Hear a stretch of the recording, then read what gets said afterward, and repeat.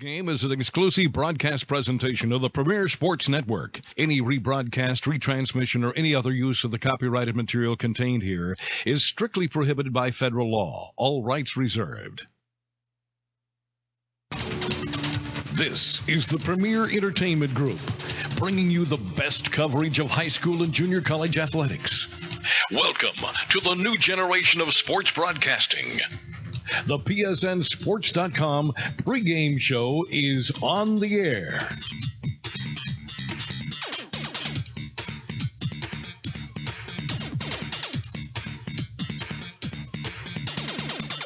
Tonight's PSN Live coverage of the 2015 Lamar State Seahawks basketball featuring the San Jacinto College Ravens and the Lamar State College of Port Arthur Seahawks live from the Carl Parker Center in Port Arthur, Texas is being brought to you in part by the Port Arthur News, connecting communities. Sports Radio 1450 and 1510, exclusive radio home of the Seahawks. Subway, Eat Fresh, Domino's Pizza with locations in Port Arthur, Needle and Crows, Bridge City and Orange. Quality from the source all the way to your table. Port Arthur YMCA, learn, grow, and thrive at the Y. Acadian Ambulance Service, there when you need us most. Hampton Inn, we love having you here. Farnham Park Apartments, start living the dream. Come home to Farnham Park. Mardi Gras Southeast Texas coming in February 2016. Mardi Gras Southeast Texas, a family affair. Shipley's Donuts, creating new deliciousness. Education First Federal Credit Union, Bank Smart, open an account today for all your financial needs. Castle Lake, plenty to come back for. Overtime energy drinks with 4 great flavors: orange, fruit punch, lemon, lime, and grape to get you back in the game. MCM Elegante, Pop Family Popcorn. Pine Tree Lodge, we offer more than just great food. Chelsea Apartments, the perfect place to call home. Star Graphics. Gilgio Distributing, with great beer comes great responsibility. Buffalo Wild Wings, the official hangout for NCAA sports. Veolia, Judicious French Market. Wingstop, every order is made fresh upon ordering. Golden Triangle Emergency Center, come experience a new generation of emergency care. By Genghis Grill, the build your own stir fry. Town Place Suites. Mid-County Chrysler Dodge Jeep and Ram. Browse our inventory in Port Arthur, Mid-County Chrysler Dodge Jeep and Ram, serving Nederland, Beaumont, and Orange, Texas. Sempre International proudly supports Seahawk athletics. Port Arthur Police Association, Lamar State backs the blue. Christus Southeast Texas, see how healthcare is being reformed across Southeast Texas. Raising Cane's, the best chicken fingers ever. Lamar State College of Port Arthur, a great place to start. Dante Clothing Company, 2 locations for all your pre-owned vehicle needs. Atascocita Neighborhood Market, Live Better Walmart. Edward Jones Investments and Robert Sitton, making sense out of investing. The University of St. Thomas in Houston, educating leaders of faith and character. And by PSN Sports, broadcast home of PSN, and a leader in high school, junior college, and college athletics. PSNSports.com, proudly celebrating 10 years as the new generation of sports broadcasting.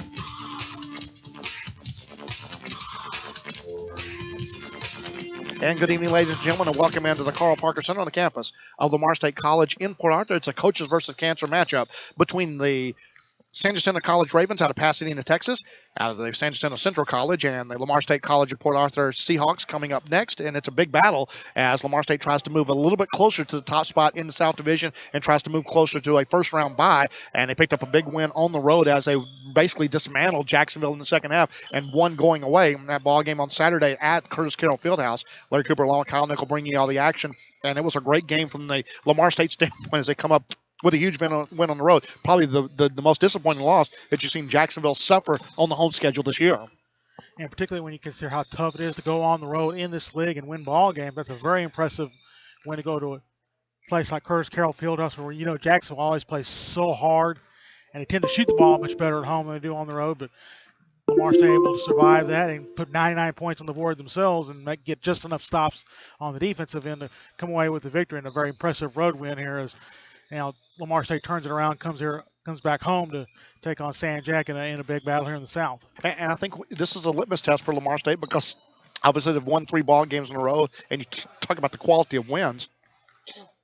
But you look at them knocking off Lee last week on this home floor, and that was a big win for them. So it gave them an idea that they could play a very athletic team. And then it went down to Coastal Bend, picked up a win that they needed to win on the road to get them their first road victory of the season. But going to Jacksonville, I think that was more of a test for them to say, hey, we can compete with anybody in this conference. Oh, absolutely. As Lamar State team right now on a 4-game winning streak, and they're starting to get a little bit healthier. They have Salmambi Diawara returning to the lineup in the ball game on Saturday, so more of the full rotation. Still not fully healthy with Deutsch is still out, and he's going to be out a few more games here, but Lamar State team getting healthy, and we see Jordan Harris shooting the ball really well. You're obviously getting the solid play inside, but Colton Weisbrod, where this Lamar State team is going to be tested on the defensive end tonight against a San Jac team that's got a number of ways to be able to score the basketball. And we talk about playing a team like San Jacinto, and the one thing you can't let them do is get those runouts, a 10, 12-point run without you scoring, because that's how they really build leads and they really magnify their leads and really put you in a desperate situation, because they're so very good at being able to play from ahead. Now, if you can get the lead on them and make them play from behind and play at your pace, and I don't think Lamar State wants to keep this at a 100-point pace, but at the end of the day, if it takes 100 points, I don't think we would have ever expected them to go to the Curtis Carroll Fieldhouse on Saturday and score 99 and then score 98 up at Trinity Valley. So the capability for this offense is to be there, especially at the high level that both Jordan Harris and Colton Weisbrod are playing. Colton Weisbrod, with his impressive performance last week, named the NJCAA Division I Player of the Week. So that's a perfect honor for him with the week he had. Well, he had also a great ball game against Lee, scoring, I believe, 30 points in that ball game, rebounding and doing a nice job with that footwork in the post. He is so difficult to guard in the post. If you buy those up fakes, he's going to go right up with the up and under move. He'll go right around you. He has the ability to put the ball on the deck from about 10 feet out. He's not going to really shoot the ball from the outside very often, but he is a really very good low post player. But he did have a three-pointer on Saturday, so he does have that capability of taking it out on the line if he's left wide open. Yeah, if he can show the ability to consistently knock down the spot-up jumper, it just makes him even more dangerous. As we'll take a timeout, we'll come back live here from Lamar State College in Port Arthur. Back after this.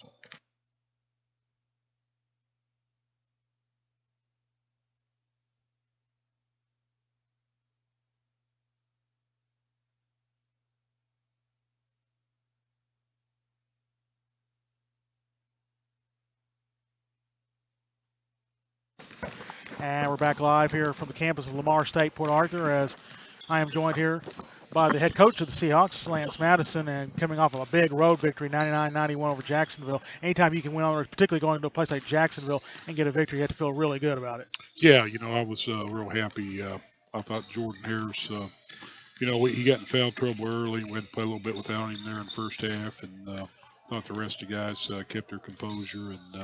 And when he did come back, he shot the ball well, and they like to press you over there. And I thought we handled the diamond one press really well, made good decisions with it. And if we had a numerical advantage, we attacked and scored, and if we didn't, we brought it back out and executed our offense. And anytime you can win in Jacksonville, you got to be tickled to death as a coach. It's a tough place to play, and we beat a good quality team in Jacksonville. And I thought our defense was good. We guarded their three-point shot, and it's tonight's going to be kind of the same. San Jac scores a lot of points. They shoot the ball extremely well. We got to get out and guard the three-point shot. And I think they're very good in their early offense if you can contain their guards and if you don't turn the ball over in the front court, which leads to breakout points, and stop them in transition, which their fours and fives run the court extremely well, and make them execute in half court. I think we'll have a chance. But if we let them get second, third chance opportunities on the offensive glass, and we turn the ball over and they get breakout points, and they score in transition, it's going to be a very long night for the Seahawks. And you're getting a little healthier. Mommy Diawara coming back in the ballgame on Saturday, so a little bit kind of length this rotation out a little bit, and you're obviously going to need that against a team like San Jac that's going to rotate 9 or 10 guys. Yeah, Momby's is a quality scorer, but we also miss his length on the defensive end, and he does rebound the ball extremely well for a guard. He's long and lanky, and he's another ball handler out there, and he can create his own shot, which is good if they do try to take Jordan or Colton out of the offense, and we've got another third scorer out there that's capable of creating his own shot. And I thought he played well. And tonight it's going to take a team effort, and our bench has got to be able to produce and give us some quality minutes, and just get in there and fight and compete. I told the guys, if you get in there and compete and keep ball off the glass and block them out and don't turn the ball over and play fundamental basketball, we'll have a chance in the end maybe to make a play and win the game. So. San Jac's got some history and they've got some tradition, and hopefully my guys can come in and kind of just fight and compete and play together, and we'll have a chance here at the end. One of the things you talked about was avoiding turnovers. You can do that. Sometimes they turn those turnovers into transition points and they get a 10-0, 12-0 run, and obviously you want to avoid that. Yeah, that's what I meant. You can't turn the ball over in the front court, which leads to breakout points. And, so far when we've been on this little run that we're on, we haven't turned the ball over, and we made good decisions. And, we're able to slow the game down a little bit and execute. But it's kind of weird too. We're putting up a lot of points too. We've got some guys that can score the ball, and it seems like our offense is in a real good flow right now. And hopefully we continue to do that. I expect San Jack to play a little bit of man and also play some zone. So we'll have to recognize what defense they're in and get in our offense and make some good shots and good passes. And I think we can utilize that high post area if they do go in their little 2-3 zone. And we'll just have to execute our stuff. And then in the half court, obviously Colton Wise brought a tremendous player with good footwork in that low post. You can get him down there, get some shots. Hopefully he can get some of their posts and maybe in foul trouble. Yeah, Coach got, he's got a different speed down there on the post. I always talk about having different gears, and he's a post player that he's got some pretty good head and shoulder fakes and up and unders, and when you're able to play give fakes like that, it's hard for shot blockers to get their timing down and block his shot. And he's got a real good knack of getting that little jump hook where you hit it in front of the rim and get at the roll and bounce in. And he's playing at a high level now, and he just got named National Player of the Week this past week with his performance against Lee in Jacksonville, and he'll continue to play well. And I compliment his teammates too. They did a good job of getting him the ball in the right position where his strong points are at, where he can score. So that's good team chemistry. And finally, San Jac does have some length inside. If you go inside and get your shot block, you just have to keep going at them and then just staying with it. Well, hopefully, we can get some of those big guys to come out and guard some of our post guys out on the floor, and we can use our foot speed and our quickness and get by them a little bit. And hopefully Christian Albright can have a good shot to shoot the ball well and pull their post out. And, I always feel Coach good at driving the basketball. So, it's pick your poison. I mean, they've got bigs that are long and athletic, and they've got guards that can really shoot the ball and quick. And they're playing with a lot of confidence right now. They're on a roll. So, we'll have to play a very good ball game tonight to have a chance. Well, as always, we appreciate your time here on the pregame show, and best of luck tonight here to the Seahawks. Thank you. I appreciate it. As the head coach of the Lamar State Seahawks, Lance Madison, as always, we appreciate his time here on the pregame show as we get set for Lamar State basketball as the Seahawks hosting the Jacinto Ravens. Big battle here in the South Division. And we'll come back live here from the Parker Center on the Premier Sports Network.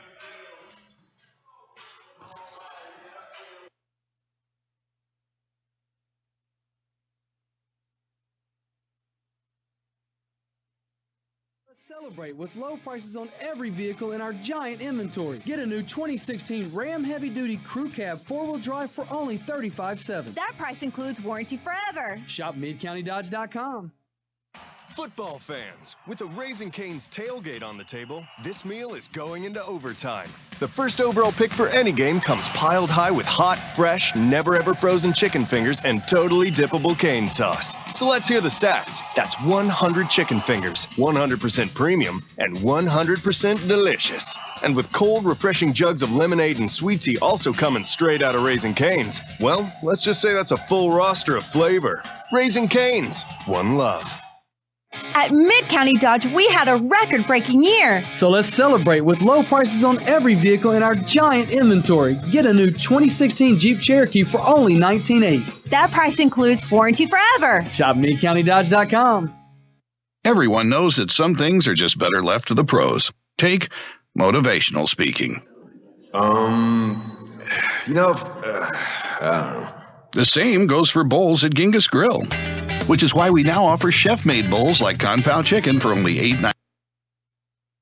Now, and we're back live here. I'm pleased to be joined by the head coach of the San Jacinto Ravens, Scott Jernander, and your team on a 9-game winning streak. And it seems like they kind of kicked it into gear after that embarrassing loss up at Trinity Valley. Yeah, we played a tough schedule early on, but I think it helped us get better. We knew Trinity Valley was good. It was one of those games. Things just started multiplying. I don't know if I'm not a believer in a loss is always good for you, but I think a tough schedule is good for you, and they have a really good team. But we kind of caught some rhythm, especially once Corey Davis came back, and since the break we've been a better ball club, especially defensively. And you talk about Corey Davis. He's a big scorer for you, averaging about 15 points a ball game, and he was out for much of the first half. So him coming back gives you a big-time scoring guy who can score the ball in a lot of ways. Yeah, and he brings leadership qualities and some of those intangibles. He actually passes the ball really well. So we love him, and the guys love him. He's just helped us turn that corner. And you got some good length inside. Some of the guys like Jacinto saw coming back from a year ago. Guys that can block some shot, be intimidators on the inside when teams try to drive on your defense. Yeah, he's I would say an underrated shot blocker, but I think he's second in the league, so probably not underrated. But properly rated, yeah. Yeah, Justin Holland's kid we had last year is really athletic and does it in a different way. But Candido's just, he can guard a 3, 4, and 5 and uses that length, but really changes some shots inside for us. And our role guys too, even the guys that are playing 5-6 minutes a game, they've been a lot better since the break too, and hopefully we can just keep it rolling. And this Lamar State team's been playing very good basketball, and as you know, been around this league, it's very tough to come on the road and win ball games. Yeah, Trinity Valley's the hottest team. Guess we're next on the list, and right after our two clubs just with the win streaks, Lamar's right up there with four or five straight. So, right. I know they only have 9 in the book right now, but they've been that way most of the year, and they know how to play. They're playing a lot of minutes, but they do a good job of what they do. And very quickly, what do you feel like the keys tonight for your team to come away with the win? We're going to have to defend the way we've been defending. I thought we did a good job last 2 games at Blinn and Angelina, keeping them below their average. We're going to need another defensive effort like that tonight. It's all going to start with being back and ready, where we can keep those guards out of the lane. They got a bunch of guys that can catch and shoot. So, and then we're going to have to lock in on Wisebro. Obviously he's a heck of a player, plays hard. We're going to have to match his energy and not let him draw so many fouls inside and, stay down on him and use our length. Right. We appreciate your time here on the pregame show, and best of luck to the Ravens here tonight. Thank you. Appreciate it. That is head coach Scott Jernander. We thank him for joining us here on the pregame show, and we will come back live here to the campus of Lamar State College as we get set for Region 14 basketball. This is Lamar State Seahawks basketball on the Premier Sports Network. Veolia is the leading global provider of environmental solutions. By improving energy efficiency, better managing water and wastewater, and recovering resources from waste, we're supporting business and industry while protecting our Gulf Coast in a responsible way. And just like Port Arthur's Lamar State College, Veolia has a passion for excellence, helping more than 30,000 businesses and 550 communities with their environmental needs. Today, Veolia is resourcing the world for a better tomorrow. Learn more at VeoliaNorthAmerica.com. At Mid-County Dodge, we had a record-breaking year. Thanks to you, we were the #1 volume dealer in Southeast Texas for the 2nd year in a row. So let's celebrate with low prices on every vehicle in our giant inventory. You choose a new 2016 Jeep Cherokee or a 7-passenger 2016 Dodge Journey for the low price of only $19,800. And don't forget, those prices include warranty forever. Come see why we are the #1 team in Southeast Texas. Mid-County Dodge in Port Arthur or MidCountyDodge.com. Need t-shirts from 1 to 100,000. Tyler Screen Printing. No job too small or too large. Need banners, trophies, awards, vinyl stickers? Tyler Screen Printing. Want the option to design your t-shirt online? Tyler Screen Printing has got you covered with 2 locations. Tyler Screen Printing, conveniently located at 1321 South Beckham in Tyler, or visit Athens Screen Printing in Athens. Call today, 903-630-7124. That's 903-630-7124. Online at TylerScreen.com. And back live here from Lamar State. Let's take a look at some of the numbers coming in for the Jacinto Ravens. We'll take a first look at the conference standings here in the South Division. You have the Jacinto Ravens leading the way with an 8-2 mark, followed by Angelina at 7-4. Lamar State right now sitting third in the South at 6-4. And then it's Lee at 6-5. Jacksonville 5-6. Blinn at 4-6, and Coastal Bend at 1-10. In the North Division, Trinity Valley now has the lead to themselves at 11-0, followed by Navarro at 9-1, Panola 7-3, Kilgore at 4-7, and then followed by Tyler at 3-8, Parrish at 2-8, and Bossier Parish at 0-11. And we talk about statement games. We talk about the NBA, what Golden State did. Their closest competition was to San Antonio on Monday night. Trinity Valley basically did that, went into the Wolden Center and really dismantled Navarro. Really had no problems with them. And that was an up-tempo type of game for them. They played their type of basketball. And I know that Coach Chris Bauman's got to be very pleased with the way his team played in that ball game Saturday. And you think about it, San Jack, remember they went up there in December. Lost by 38. They lost by 37, hadn't lost since. They won 9 in a row. And one of the things Scott Jernander pointed to was the return of Corey Davis to life. He had missed most of the early part of the season. That's a key player in this San Jacinto lineup. If you look at the schedule around the league here tonight, The other two games in the South Division, Coastal Bend hosting Jacksonville. Jacksonville trying to bounce back after the loss to Lamar State on Saturday, and the Angelina Roadrunners hosting Blinn. Blinn has really struggled since going into South Division play, as they are right now sitting at 6th in the South Division. In the North, the 3 games tonight, Bossier Parish is at Trinity Valley. Good luck to the Bossier Parish Cavaliers against the #1 team in the country. We've got Navarro at Paris, as Navarro, like you said, trying to bounce back after that big loss on the road on. In fact, they lost that one at home on Saturday. And Panola hosting Tyler as the top 3 teams in that North Division all in action tonight. And then taking a look at some of the numbers coming in for San Jacinto as a team, they are shooting at 46% from the floor, just under 36% from the three-point line, and 69% from the free throw line. Their leading scorer is Corey Davis, who's only played in 8 games this year, most of them coming post-semester at 14.6 a game, and then Jordan Duffy at 14.5. As a team, the San Jacinto Ravens are averaging 85 points a ball game. And defensively, they're giving up 73. On the other side for Lamar State, their leading scorer in the year, of course, is Colton Weisbrod at 22.4. And then Jordan Harris averaging 18.3, followed by Freddie Williams Jr. and Mami Diawara. With Mami Diawara returning to the lineup on Saturday, that's a big offensive and defensive player, a great two-way weapon for Coach Lance Madison. And I think when you look at the numbers for Jordan Harris and Colton Weisbrod, they've gone up since they've got into South Division play. So if you're going to play your best basketball, you might as well play it to the back half of what is your sophomore years. And Colton Weisbrod and Jordan Harris have brought their games up another level.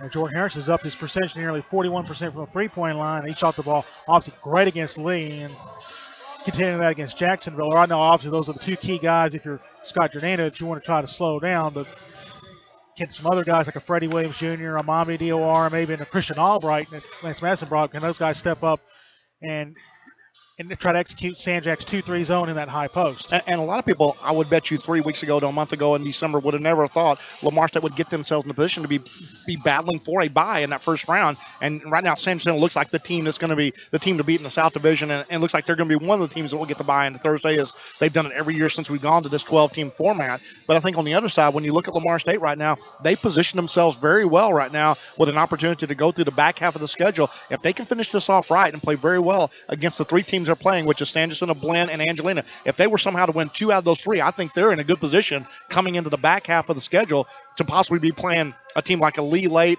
or an Angelina late to get that second bye.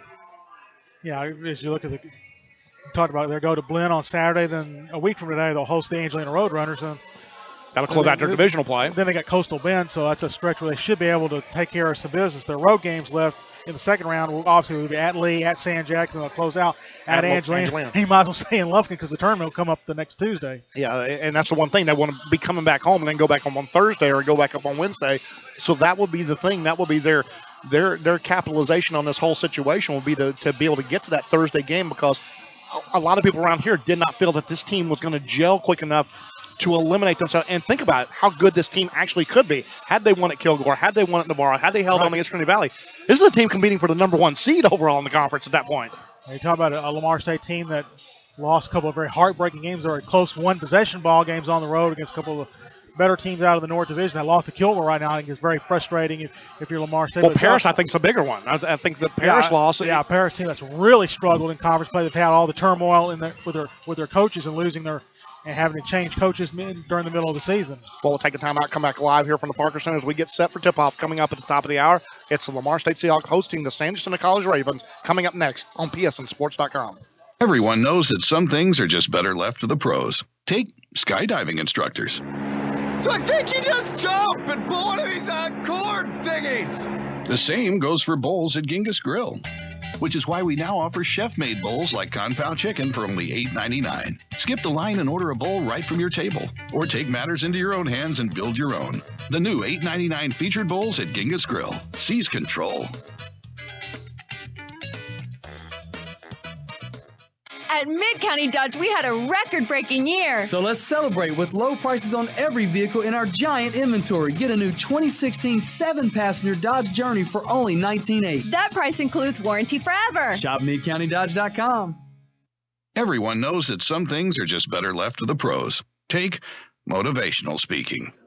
I don't know.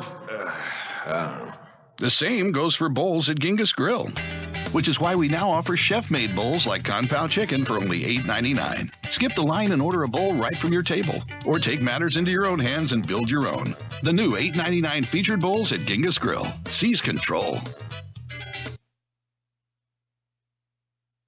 I picked Lamar State College Port Arthur because it's close to my family, they have a good music program, and the atmosphere here is a lot of fun. I originally started out with vocal performance, and when I heard about the audio engineering program, I was like, I'm not going to do that. But then the more I learned about it, I was like, oh my gosh, I really have to do this.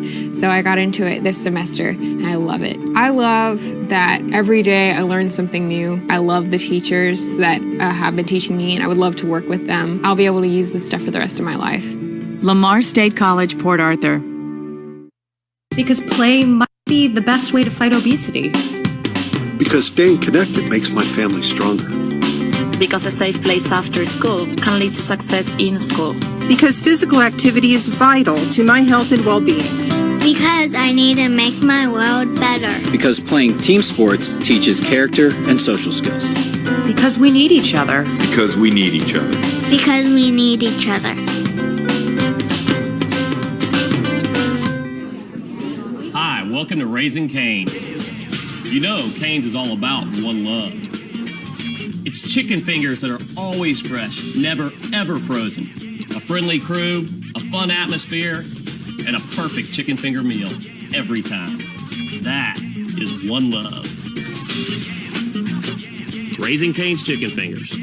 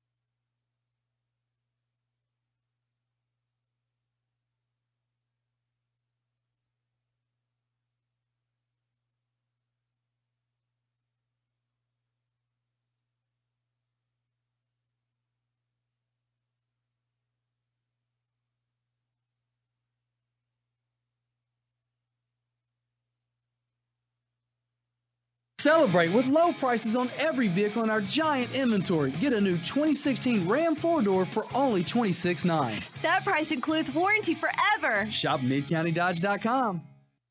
Football fans, with the Raising Cane's tailgate on the table, this meal is going into overtime. The first overall pick for any game comes piled high with hot, fresh, never-ever-frozen chicken fingers and totally dippable cane sauce. So let's hear the stats. That's 100 chicken fingers, 100% premium, and 100% delicious. And with cold, refreshing jugs of lemonade and sweet tea also coming straight out of Raising Cane's, well, let's just say that's a full roster of flavor. Raising Cane's, one love. Veolia is the leading global provider of environmental solutions. By improving energy efficiency, better managing water and wastewater, and recovering resources from waste, we're supporting business and industry while protecting our Gulf Coast in a responsible way. And just like Port Arthur's Lamar State College, Veolia has a passion for excellence, helping more than 30,000 businesses and 550 communities with their environmental needs. Today, Veolia is resourcing the world for a better tomorrow. Learn more at veolianorthamerica.com.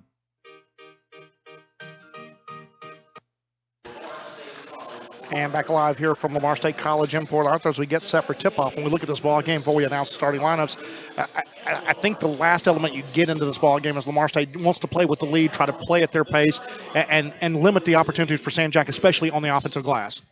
And also, Lance Madison talked about don't turn the ball over, put it in the front court. That's where allows San Jacinto fuel for those 10-0, 12-0 runs. As we look at the lineup for the San Jacinto Ravens out of Pasadena, Texas, they'll start at one guard spot. It'll be the 6'2" freshman out of Lafayette High School in Lafayette, Louisiana, number 5, Corey Davis. At another guard spot will be the 6'3" freshman out of Hillcrest Academy in Houston, number 32, Donovan Greer. At a forward spot will be the 6'7" sophomore out of Lauderdale Lakes, Florida, number 24, Josh Huntley. At another forward spot, a 6'6" sophomore out of Istanbul, Turkey, number 35, Ilker and manning the middle will be the 6'9" sophomore out of Lisbon, Portugal, number 3, Candido Saw. The head coach of the San Jacinto Ravens in his fourth season is Scott Arjanander, and they come in 16-4 on the season, 8-2 in Region 14 play, and his assistant is Albert Talley Jr. And for the homestanding Lamar State Seahawks, they come in with a record of 13-7, 6-4 in conference play. And they'll start at guard spot, 6'5" sophomore out of John Monts High School in Montreal, Canada, number 20, Mambi Diawara. Also at a guard spot, a 5'11" sophomore from Sam Houston High School in San Antonio, Texas, number 23, Jordan Harris. At a wing spot, a 6'5" sophomore out of Douglas High School in Memphis, Tennessee, number 32, Freddie Williams Jr. At the other forward spot, 6'8" sophomore out of the Episcopal School in Dallas, Texas, number 25, Christian Albright. In the middle, the 6'5" sophomore out of Nederland High School in Nederland, Texas, number 21 is Colton Weisbrod. Lance Madison, the head coach of the Lamar State Seahawks, his assistant is Barry Wellington. And our officials for our game tonight, our head referee is Ben Alexander. The umpires will be Joshua Easterling and Donald Carpenter. Veteran crew here for this Region 14 matchup. Remind you, coming up on Saturday, we'll have a doubleheader as it'll be the Lee College Running Rebels. They will be on the road at Curtis Carroll Fieldhouse for a 4 o'clock tip as they will take on the Jacksonville Jaguars. And for the Lamar State Seahawks, they will be on the road at Brenham, Texas, as they will take on the Blinn Buccaneers. And that also a 4 o'clock matchup. So both those games afternoon start times here on PSN Sports. And now getting to the back half of the first set of rotation, we're beginning to see these teams a little bit more and getting identity with every one of the teams. We have one more team to see that we haven't seen so far. You've seen Angelina, I haven't seen them yet. But I think now that we've looked at every team, we look at Lee and Lamar State. When we compare these teams, have a very good chance to compete the rest of the way against all these teams, even through the Region 14 tournament. Right. Especially these top 6 teams in the division are just so evenly matched. Takes the updates from women's basketball. Blinn leading over Paris with 5.5 minutes to go in the fourth quarter, 56-51. It's Trinity Valley 91-75 over Bossier Parish. That's in the fourth. San Jac leading Kilgore 69-57 with 5:05 left. And Tyler, up 69-67 over Panola. And that is in the fourth quarter. And so as we get set to tip this one off, Lamar State will be in their home white uniforms with the navy blue numbers and the Columbia blue and navy blue trim. San Jac in their traditional road black uniforms with the Columbia blue numbers and the Columbia blue and white trim. And San Jac will be going from right to left here in the first half. Lamar State going the other way. And it's a coaches versus cancer night here. And remind you of the Canes challenge. If Lamar State wins this home ball game and wins and scores 90 points, you can go to Raising Cane's tomorrow, take your ticket, and you'll have a coupon for it, as you will be able to buy a meal and be able to get one at equal or lesser value free as we're set to get this underway. And so it'll be in the jump circle, Candido Saw against Christian Albright. And Saw will win the tip, and we are underway. We'll give it to Corey Davis. Davis running the point. And we'll leave it back now to Greer. Greer's going to fire for 3, no good. And the rebound down to Josh Huntley. Huntley fakes, goes up in traffic, and called for the travel. Yeah, that's a big call right there early. Lamar State getting the break. So and you can't allow them to hit the boards hard because that's where they are at their best. Yeah, that's one of the things Lance Madison really emphasized in the pregame talk was taking care of the backboards. As with the basketball, Harris picks up his dribble. On the bounce, Freddie Williams Jr. from the free throw line, good. That is where he's so effective with that mid-range jumper. He is the best in this conference. We talk about Brandon Jenkins, also of Lee College, probably the 2 best mid-range jumpers we see. Davis will pull up for 3, right side, rattles out, no good, rebounded by Williams. Here come the Seahawks on the push. Harris looking to take it right to the rim, scoops it up, no good, but he gets pushed. And looks like Corey Davis will pick up the foul for San Jacinto. And Ben Alexander indeed says that's on number 5, Davis. And Harris, whose free throw shooting has gone up dramatically since really he felt so bad in that loss to Kilgore. We missed 2 free throws late. On the season, up to 69%. And that was a low watermark at about 50% at one time. Free throw rattles through good for Harris. And part of his point production has really gone up because of the free throw shooting. It's added another 5 to 6 points on his average. So one more for Harris. He can push it to a 4-0 lead, and it's up and good. As Davis will work it up. A swing over to Greer, left side. Greer looking drive left. He's cut off. Now back out to Huntley. Huntley on the spin. Goes up with the right hand, no good. Rebound comes down. And what a block by Albright. Yeah, Albright got it on the backside. And the rebound coming down to Saw. And that ball's going to be out of bounds off of Huntley. First turnover for San Jacinto in the ball game. 18:47 to play here in the first half. Second turnover on the Ravens. And you had an in-low look and give a lot of credit on the block there from the backside. That time by Albright, he never gave up defensively on the play. Harris brings it left side. He's picked up by Davis. Man-to-man defense start things out on the baseline for Weisbrod. He looks to drive. He'll spin, go up with the right hand, off the glass and good. And this is the start you wanted if you're Lamar State. 6-0 Seahawks as Davis works it across the timeline. San Jac will be at lead a week from tonight. And Saw is going to be fouled. Weisbrod, that's a silly foul to pick up 25 feet away from the basket. And that's a foul he doesn't want to pick up in a game like this because you need his presence on the floor. You cannot have those kind of mistakes. That's the first team foul of the half on Lamar State. As it'll be Greer to inbound the basketball. He'll get it to Davis. As Huntley looking for the screen. Going under that time and knocking away out of bounds. It was played by Harris, staying with that one. And the defense has really been very stellar so far for Lamar State. They've stayed at home. They've not gotten out of position. And they've been able to force some either bad shots or mistakes by San Jacinto so far. Looks like they went under the ball screen, and good job staying with it by Harris. As Saw dribble out top. I don't think he wanted handling it out there. As they give it to Huntley on the baseline. Huntley guarded by Albright. Huntley, a good defensive ball. Forces a tough shot and good. Yeah, that's a great defensive play and a better shot there by San Jacinto. In the case of just tip your cap that time to Huntley. And DOR leaves it out the midcourt logo for Harris. Harris with the right-handed dribble. And you have to keep an eye on him. His range is extended out to about 30 feet. Harris kicks it back out to Albright. Won't take the three. He can shoot from there. Now kick it to Williams on the wing for three. He'll chase his own rebound, but it'll come out instead to Greer. Here comes Davis. Lays it to Greer. Greer won't take the three. Looking at drive. He'll kick it into the corner. This is Davis for three. In and out. No good. Rebounded by Albright. Now Lamar State comes the other way. Harris lays it for Albright. He'll shoot. Foot on the line. That's a two. And rebounded by Greer. And not really where he wants to shoot that three-pointer. Normally he's a stand and shoot three. He'll go inside to Huntley. Guarded by Albright. Huntley looking for the post-up move. That's travel. That's a travel. Third turnover and a half on San Jacinto. Yeah, tried to up fake there, and Josh Huntley was trying to move it into the paint, and a great job by Albright, never biting on the up fake. And it's Albright calling out the play to his team here, as it'll be Harris to work it up. San Jac undefeated so far in South Division play, as they'll leave it for DOR. Looking to go baseline. DOR in traffic. Got it partially blocked away and off of DOR out of bounds. Rolled off his chest when he tried to gather the rebound. Really got pinned deep that time. Sort of blocked himself underneath the backboard by himself. And credit on the block. As Davis gets a screen, a big screen there top for Huntley. Physical screen, but I think he was set. Here's for the three. That won't go. Rebound, tip up.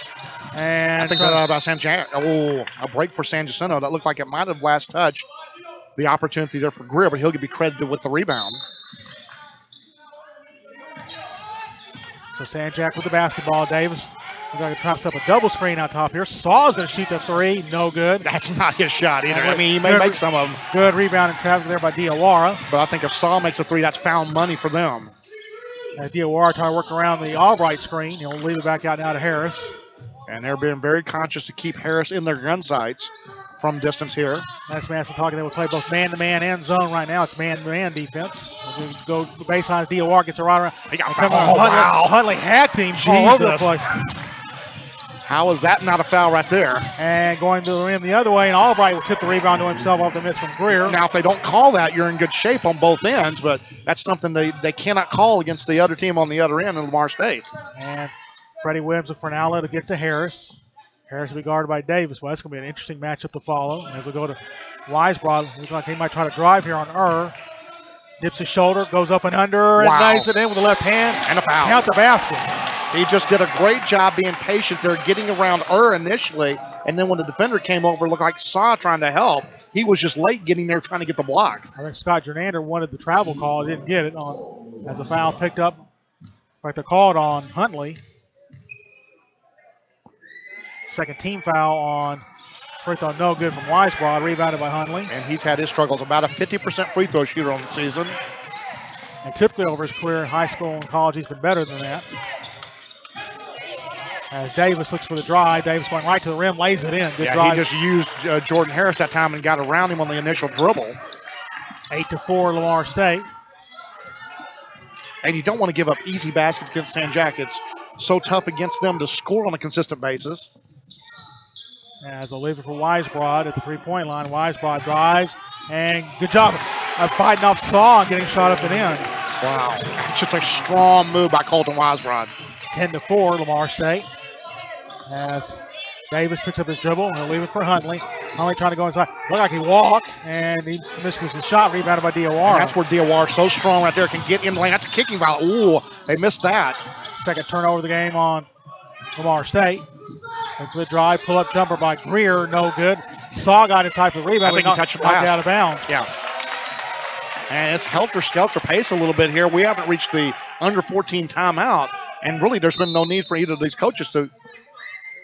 And Saw's got to lace one up here on the near side in front of us.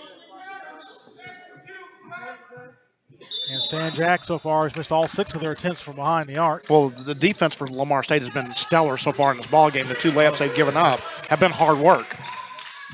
As Harris will work it across, picked up by Davis defensively. Swings over to Diawara. Bobby Diawara out top to Weisbrod. They'll leave it now for Harris. Long three, good. Yeah, rhythm 3 right there. Caught that ball and just faced up immediately and hit the shot. Harris with 5 in the ball game, and it's 13-4 as that will extend the lead largely of the game so far for the Seahawks. Davis looks for the drive, pulls up from the left elbow, no good, and another rebound down to Diawara. And if you're Lamar State, you got to be patient on offense, or you want to extend this lead out to double figures if you get the opportunity. Diawara looks for the hesitation move, driving, and he got stripped away. That's off his leg, yeah. And I say off the leg of Diawara, and we'll have the under 14 media timeout. 13-4, Lamar State with the early lead on the Premier Sports Network.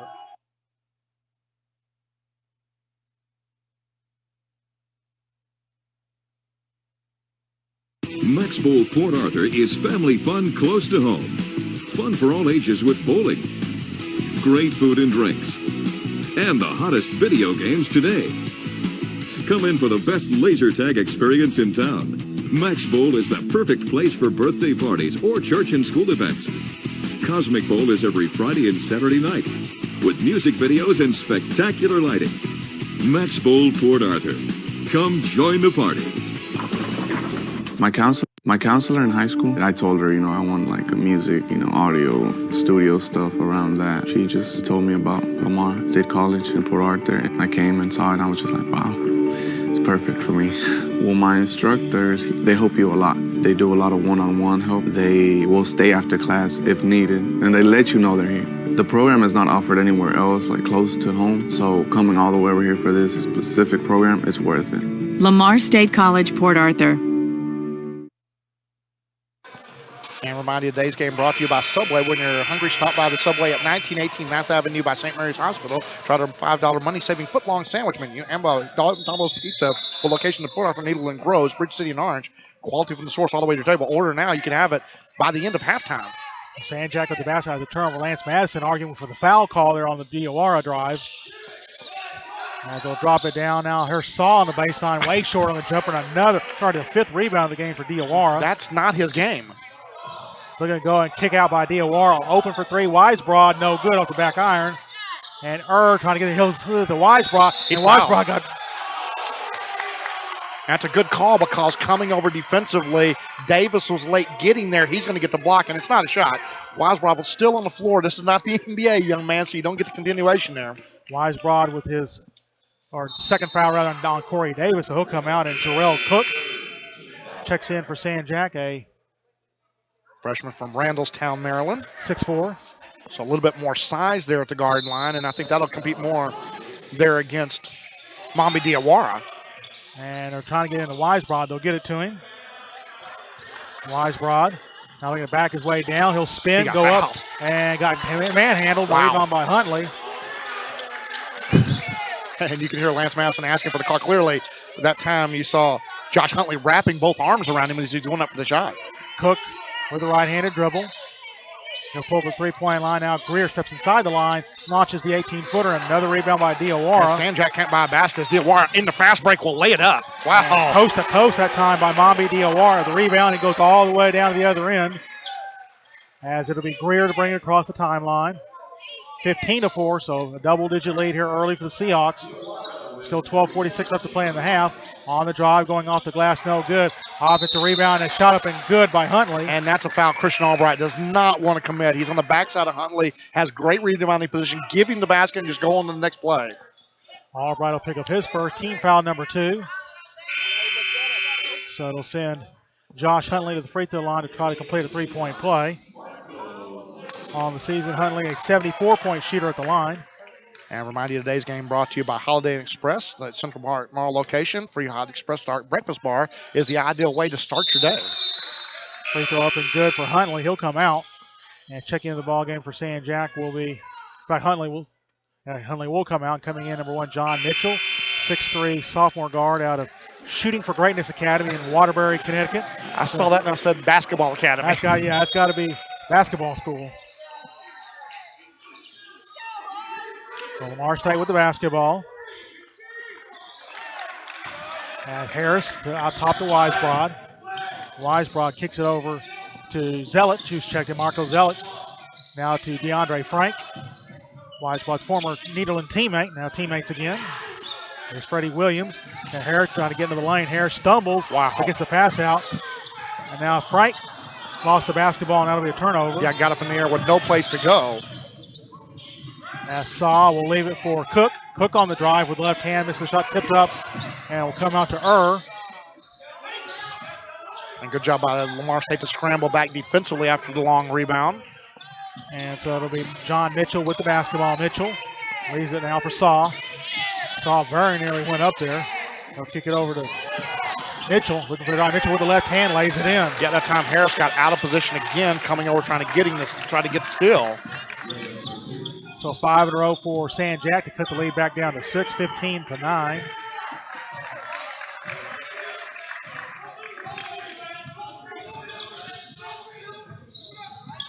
As it's Harris left side with the basketball. Harris now looking for the ball screen here from Weisbrod.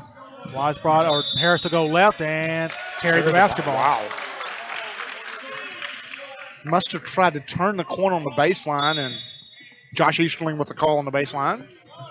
And so we have 11:15 left to go. San Jac trying to take advantage of the turnover as Cook will leave it for Saw. Saw back over to Cook. He looks to go left baseline, gets around Frank. That's great defense by didn't get the block, but got the intimidation. Yeah, Williams coming over, got a piece of it. As Weisbrod will get the rebound. Looking to spread the floor here, looking for help. As it'll be back out to Harris. Harris is picked up by Cook. Get around the screen and driving the hoop, going up with the left hand and getting up and in. That's a nice up and under move by Jordan Harris. Harris with 7 points. Harris and Weisbrod, as usual, they're combined for most of the Lamar State points here early. 17-9. Out top to Greer. Now leaves it to Saw. Saw brings over right side for Mitchell. Mitchell on the bounce for going up in traffic, no good. And Williams tips the rebound over. Will come down to Saw. Saw will get fouled. Not a bad foul, though, by Yelich to send him to the line. You don't want to give up the easy basket to the big man. And Saw, as you look at his numbers, have not been great this season from the charity stripe. Yelich, they called a foul on Freddie Williams Jr. Yeah, it looked like Yelich was underneath him to get it down low. third team foul against Lamar State. So going to the free throw line will be Candido Saw. And on the year, Saw, a 61% shooter at the line.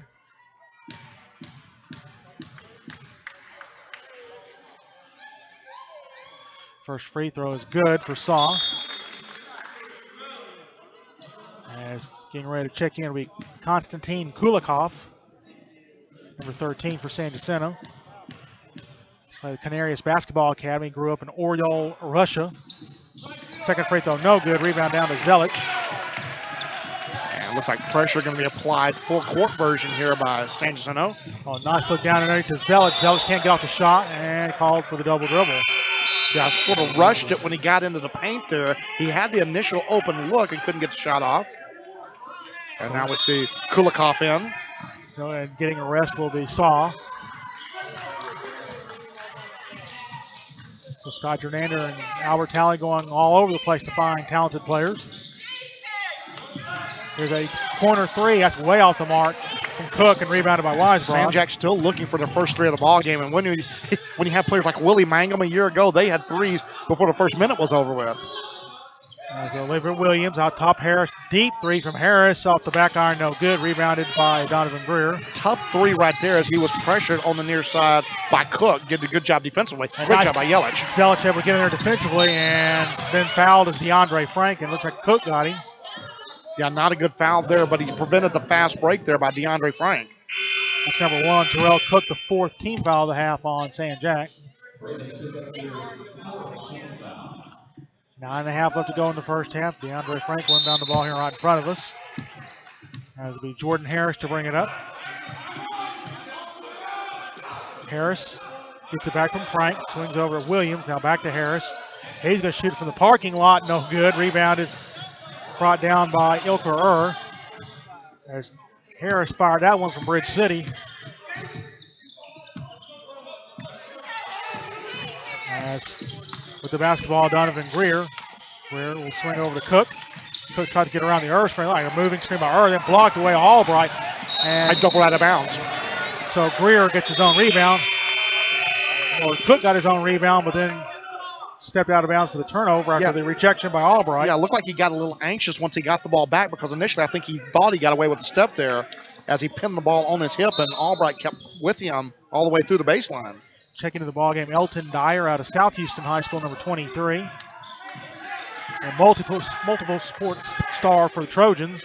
I believe football, basketball, and track. In the corner, Frank looks for the drive, can't get off the shot, and leaves it back to Harris. Closer three this time, he'll miss that one. Albright gets the offensive rebound, leaves it off for Williams. He misses the shot long, and a rebound down to Kulikov. And again, rushed it a little bit there from the 15-foot mark. And so it is Sanjak basketball. We'll see the master Sam out of Beaumont Ozan checking. That's a trap. Wow. And then coming over, Albright's going to pick up the foul. It may be Harris on the front side. We'll wait to see. They're going to call that shooting foul? Wow, whoa. No. Whoa, there was nowhere near the act of whoa. shooting. He had a back to the basket. Foul called on Harris. Ooh, that's a huge break right there. This will be Jabril Faulkner, 6'8" freshman forward out of Roosevelt High School in Washington, D.C. Yeah, I don't think he was in the act any way, shape, or form of shooting there. And the basketball gods do not lie. Faulkner, the ball doesn't lie.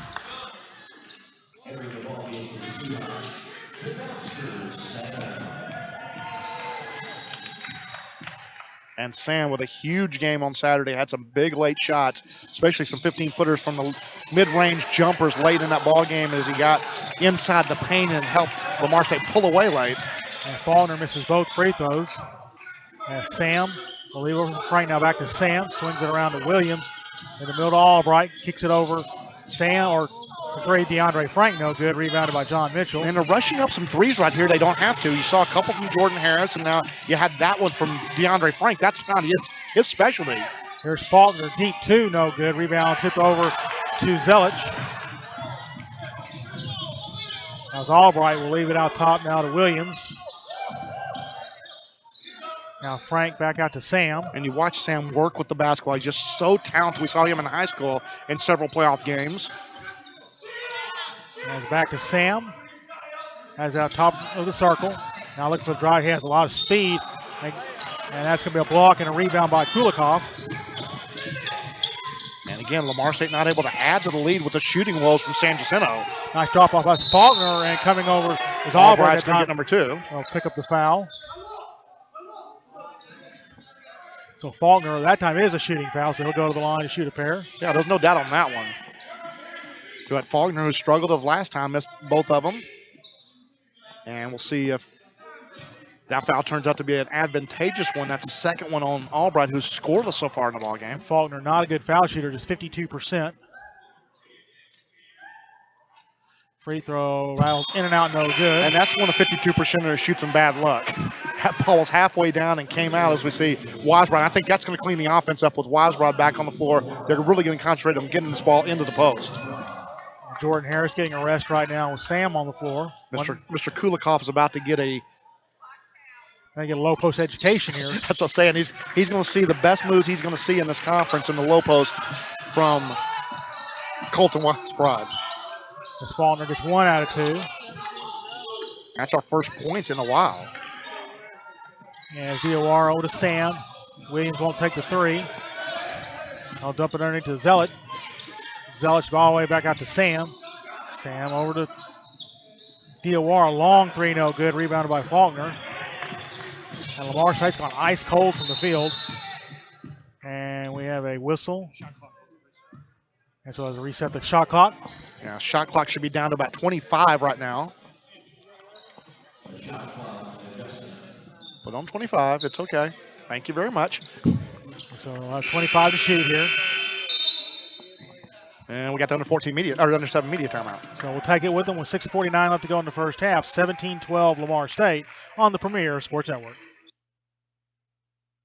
Golden Triangle Emergency Center, voted #1 ER in the county, sets the gold standard for emergency care in Southeast Texas. Our patients are seen within minutes of walking through the door by a board-certified emergency room physician and emergency room trained staff. And our state-of-the-art equipment and friendly concierge level of service means that at Golden Triangle Emergency Center, you won't just be greeted with a smile, you'll be leaving with one too.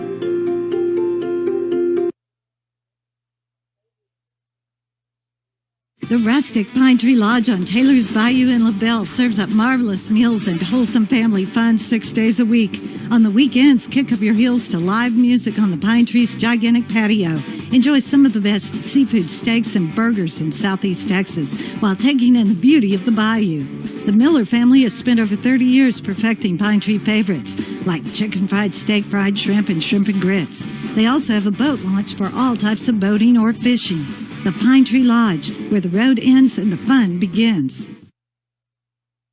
How you doing today? My name's Al Judice here at Judice's French Market in Port Arthur. I want to invite you to come in and have lunch with us, from our award-winning deli to our juicy hamburgers in the sandwich shop, or even just for a Lincoln Boudin. Come by and see us today at Judice's French Market, 3005 7th Street in Port Arthur, Texas. Have a good day.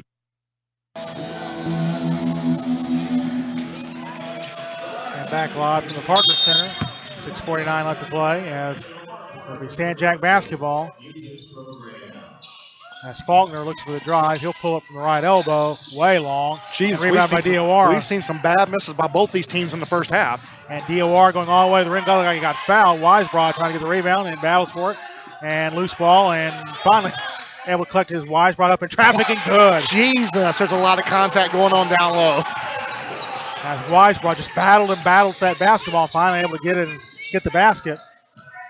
As Cook with a dribble. Now Kulikov out top. The swing cross court to Cook. Cook will leave it now for Dyer. Dyer looks for the drive, goes up in traffic, no good. Kulikov with the put back up and good. And that cuts the lead back to 6, 19-13 with under 6 minutes left to go first half. Sam gets it across the timeline. Now back over to Harris. Harris thought about the 3, didn't take it. And here's at the high post is going to be Weisbrod. He'll back up a step, fire 21-footer. That's going to be an air ball. And that was not a good shot for him. Stepping back, he was not going to the basket. He should have given it. We've seen him so good with the up fake. And I think last match, talking, maybe you want to take a step in instead of fading away. Yeah, you get Kulikov off the ground and just drive around him and lay it up. Back into the ball game is Candido Saw for San Jac. And San Jac's been able to survive with Corey Davis, their leading scorer, saddled with the 2 fouls. That's Faulkner out top Kulikov. Kulikov over to Mitchell. With the Cook. Now top to Saw. They'll dump it down to Kulikov in the post. Kulikov spins. Look, he got fouled. Yeah, coming over with the hand that time was Sam. And going over the left hand, no good. And the rebound coming down to Cook. We'll go the other way. On the drive, floating it up. No good. Tipped up and no good by Saw. Saw trying to get it and goes off the Saw. There is a lot going on in the paint on both ends. And Scott Jordander very frustrated, particularly the last time down. That clearly looked like a foul that it did not call. Yeah, Sam may have got a hand in there on these guys are allowing the contact on both ends. Yeah. So as long as you do it the same way on both ends. And that ball is going to be out of bounds. And Harris claiming that. Yeah, they're going to turn this out. This is going to be Ben Alexander overrolling the far side. I think he saw it clearly rolled off of San Jacinto. And they're not going to overrule it.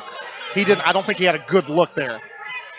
He had to look through a couple of bodies that time. It looked like Cook did tip it out of bounds. But give Donald Carpenter a lot of credit. He asked for help from the lead official, and he didn't get any from him because he didn't see it. Not that make Lance Madison feel any better as he stalks the sidelines over that far side. That's Saw out top for Faulkner. He's going to fire up a 3. That's going to be good. And that's the first one of the ball game for San Jacinto. So Jabril Faulkner cuts the lead down to 3, 19-16. San Jac's doing a good job hanging in this ball game. Down 9 at one point, or down 11 at one point. Yeah, it's 15-4, so right now it is a 12-4 run by the Ravens. Into the middle, out off the hands of Weisbrod. And another turnover. That's the 8th turnover of the half. And for Lance Madison, that's got to be a frustrating number. He really emphasized that avoiding turnovers. Back-to-back empty possessions. Kulikov inside. That's going to be, Harris will be called for the foul. And now sent Candido Saw to the free throw line. Well, I think they're calling the contact on shots. They're not calling it on incidentals. Loose balls, rebounds, things like that. They're letting them play. But anything that affects the shot, that's where they're calling the fouls at. That's the second foul on Harris, the 16th foul. He can bring them within 1 with a pair of free throws. And Saw misses the free throw. They have struggled from the line. On the year, as you said, Saw a 61% shooter. Not a bad free throw shooting team, about 70% for the season as a team. Well, the guard line shoots it pretty well. Second free throw by Saw is good.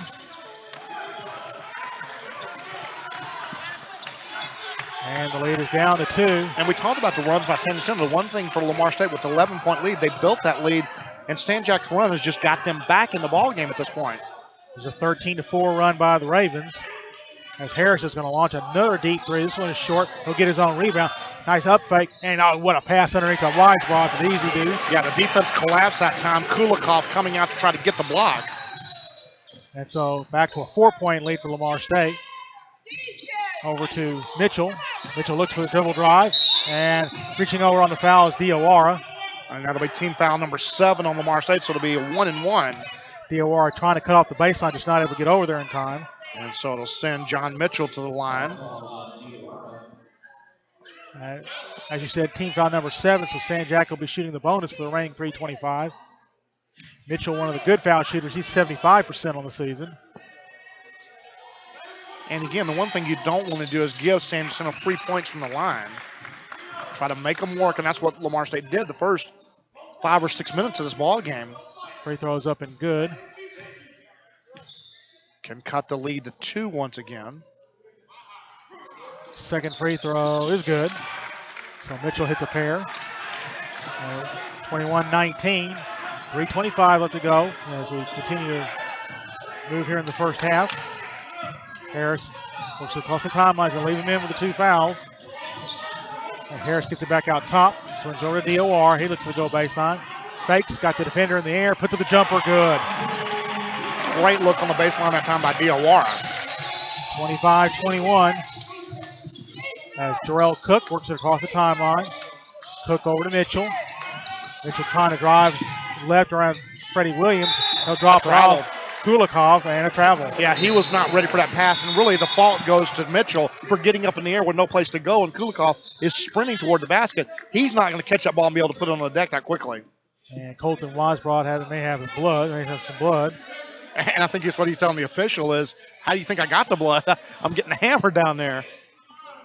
And he'll try to get that taken care of. And you talked about Jordan Harris playing with the 2 fouls. It was a critical point in the ball game. Jordan Harris picked up 2 early fouls, came out of the ball game. DeMaster Sam came in, bought about 5 or 6 minutes for Lance Madison until about the 6-minute mark of the first half. He brought back Jordan Harris in with the 2 fouls and helped lead them to the 7-point lead at the halftime and proved to be a critical part of that ball game. I think sometimes the coaches get a little conservative when they will keep her, picks up 2 fouls and bring her on the bench, because I think you have to trust your guys to be able to play without fouling. Well, he said that was purely by feel. That's the one he felt like Jordan Harris could play through the foul situation.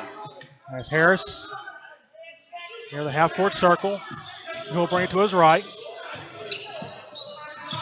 Zug trying to post up inside. He can't get it to him as Harris bring the penetrate kick out to DOR. He drives baseline. Jumper from the left side, no good. Rebounded by Kulikov. Yeah, good rebound position by the Russian. So here comes Sanjak as it'll be Mitchell up the near side here. Mitchell taking a dribble out top to Saw. He'll dump it down to Kulikov. Kulikov goes to the left hand, no good. And a rebound snatched down by Weisbrod. Yeah, that's a great job by Yelich to come over and just give the body to him there and not commit the foul. And Harris out to Williams. Freddie Williams. Go back to Harris. Can't get off the shot. Good defense that time by Mitchell. And Lamar State should be in no rush here. 4 points in the basketball. They can build this to a three-possession game if they get a 3 here. And DOR got fouled again. This time it was Kulikov will be called for the foul. It took the third to finally get him to the line, and Sanjak has been able to survive. They got the early fouls in the half. They had like 3 in the first 2 minutes, and they have not had a lot of fouls called on them over the last 12 or 13 minutes of gameplay. So Mambi Diawara will head to the free throw line to shoot a pair. That's 5 team fouls now on Sanjak. Diawara on the year, just a 61.5% free throw shooter. And his first free throw is good. One more for Diawara. He can get the lead back up to 6. Some finals for the women. Trinity Valley over Bossier Parish 104-89. Sanjak 81-69 over Kilgore. Tyler 94-90 over Panola. Blinn 68-66 in a close one at Paris. And waiting on the result of Jacksonville at Coastal Bend. Yeah, we may be waiting a while. 25-19 in favor of Lamar State. Top of Kulikov. Now leads it back out to Faulkner. On the bounce for Kulikov. Kulikov shows up a long jump hook, no good. Rebound tipped out to Diawara. And here come the Seahawks. And Diawara will bounce it back out to Freddie Williams. Now back to Diawara. He's going to launch the 3. No good. Rebound. And again, a contested 3 with 1:14. You have plenty of time on the shot clock. You can build this lead right back up where you had it if you're patient down this final minute, 15 seconds. And Mitchell was going to check back in, but have to wait until the next stop. Yeah, almost got caught with 6 on the floor there. As Faulkner with the right-handed dribble, spots it up, but instead goes down to Saw, looking for the post-up. Saw in the lane, fills up the jump hook and rolls it in. Yeah, that's just a bigger Saw taking on Weisbrod in the post, and that's the one type of player he cannot really match up with. 4 points now for Saw, 25-21. And if you're Lamar State, you probably want to go 2 for 1 here. Freddie Williams over to Diawara. He'll bounce it to Weisbrod. He'll go reverse and lay it in. Wow. Strong move by Colton Weisbrod. He leads all scorers in the half with 12. 27-21.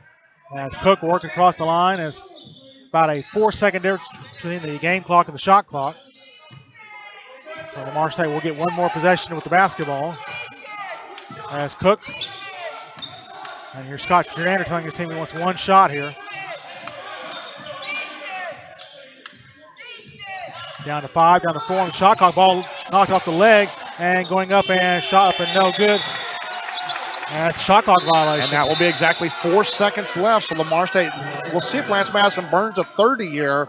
I don't think he will since they've got to go the full court. at this point, and you really want this ball in Jordan Harris's hands with a chance to build you a 3-possession lead.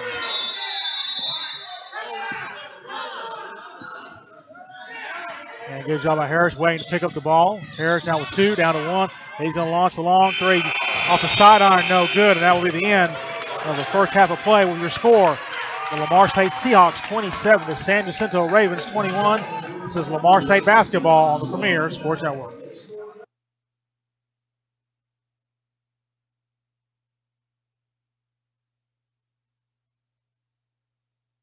It's for the second year in a row. So let's celebrate.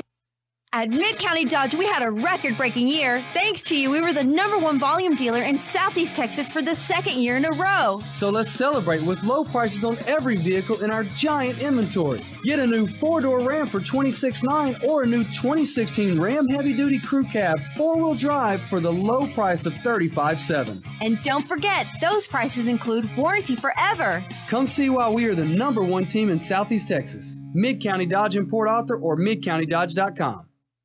Football fans, with the Raising Cane's tailgate on the table, this meal is going into overtime. The first overall pick for any game comes piled high with hot, fresh, never-ever frozen chicken fingers and totally dippable cane sauce. So let's hear the stats. That's 100 chicken fingers, 100% premium, and 100% delicious. And with cold, refreshing jugs of lemonade and sweet tea also coming straight out of Raising Cane's, well, let's just say that's a full roster of flavor.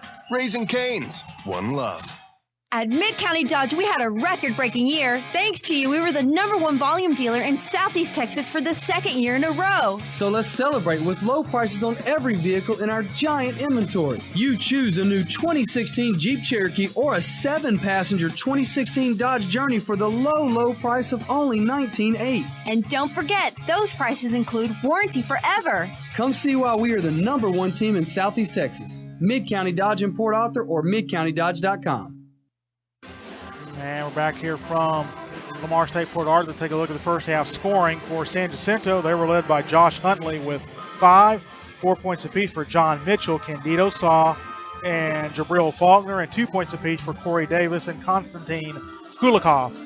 For the Lamar State Seahawks, Colton Wise brought out all scores in the half with 12, 7 for Jordan Harris, 6 for Mami Diawara, and 2 points for Freddie Williams Jr. We're at halftime, 27-21 in favor of the Lamar State Seahawks. This is Region 14 Basketball on the Premier Sports Network. Need t-shirts from 1 to 100,000. Tyler Screen Printing. No job too small or too large. Need banners, trophies, awards, vinyl stickers? Tyler Screen Printing. Want the option to design your t-shirt online? Tyler Screen Printing has got you covered with 2 locations. Tyler Screen Printing, conveniently located at 1321 South Beckham in Tyler, or visit Athens Screen Printing in Athens. Call today, 903-630-7124. That's 903-630-7124. Online at tylerscreen.com. At Mid-County Dodge, we had a record-breaking year. So let's celebrate with low prices on every vehicle in our giant inventory. Get a new 2016 7-passenger Dodge Journey for only $19,800. That price includes warranty forever. Shop midcountydodge.com. I come to the neighborhood Walmart a lot. It's a grocery store, but without all the other household items, so you're getting exactly what you need at a lower price. It's a lot quicker to flow through the aisles.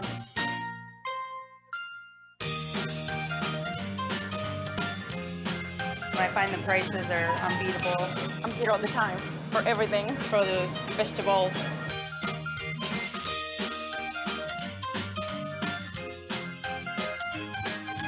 I work full time. I have 2 children. I'm on the go constantly, so having affordable products to buy for our children is priceless. I have a family of 4, so every penny counts.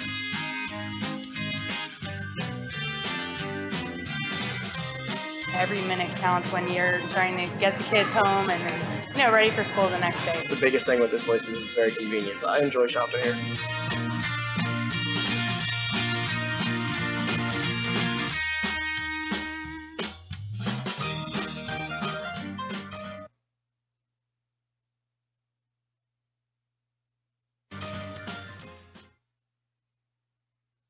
At Mid-County Dodge, we had a record-breaking year. So let's celebrate with low prices on every vehicle in our giant inventory. Get a new 2016 Ram 4-door for only $26,900. That price includes warranty forever. Shop midcountydodge.com. Veolia is the leading global provider of environmental solutions. By improving energy efficiency, better managing water and wastewater, and recovering resources from waste, we're supporting business and industry while protecting our Gulf Coast in a responsible way. And just like Port Arthur's Lamar State College, Veolia has a passion for excellence, helping more than 30,000 businesses and 550 communities with their environmental needs. Today, Veolia is resourcing the world for a better tomorrow. Learn more at veolianorthamerica.com. At Mid-County Dodge, we had a record-breaking year. So let's celebrate with low prices on every vehicle in our giant inventory. Get a new 2016 Ram Heavy Duty Crew Cab 4-wheel drive for only $35,700. That price includes warranty forever. Shop midcountydodge.com. Everyone knows that some things are just better left to the pros. Take skydiving instructors. So I think you just jump and pull one of these cord thingies. The same goes for bowls at Genghis Grill, which is why we now offer chef-made bowls like Kung-Pao chicken for only $8.99. Skip the line and order a bowl right from your table, or take matters into your own hands and build your own. The new $8.99 featured bowls at Genghis Grill. Seize control.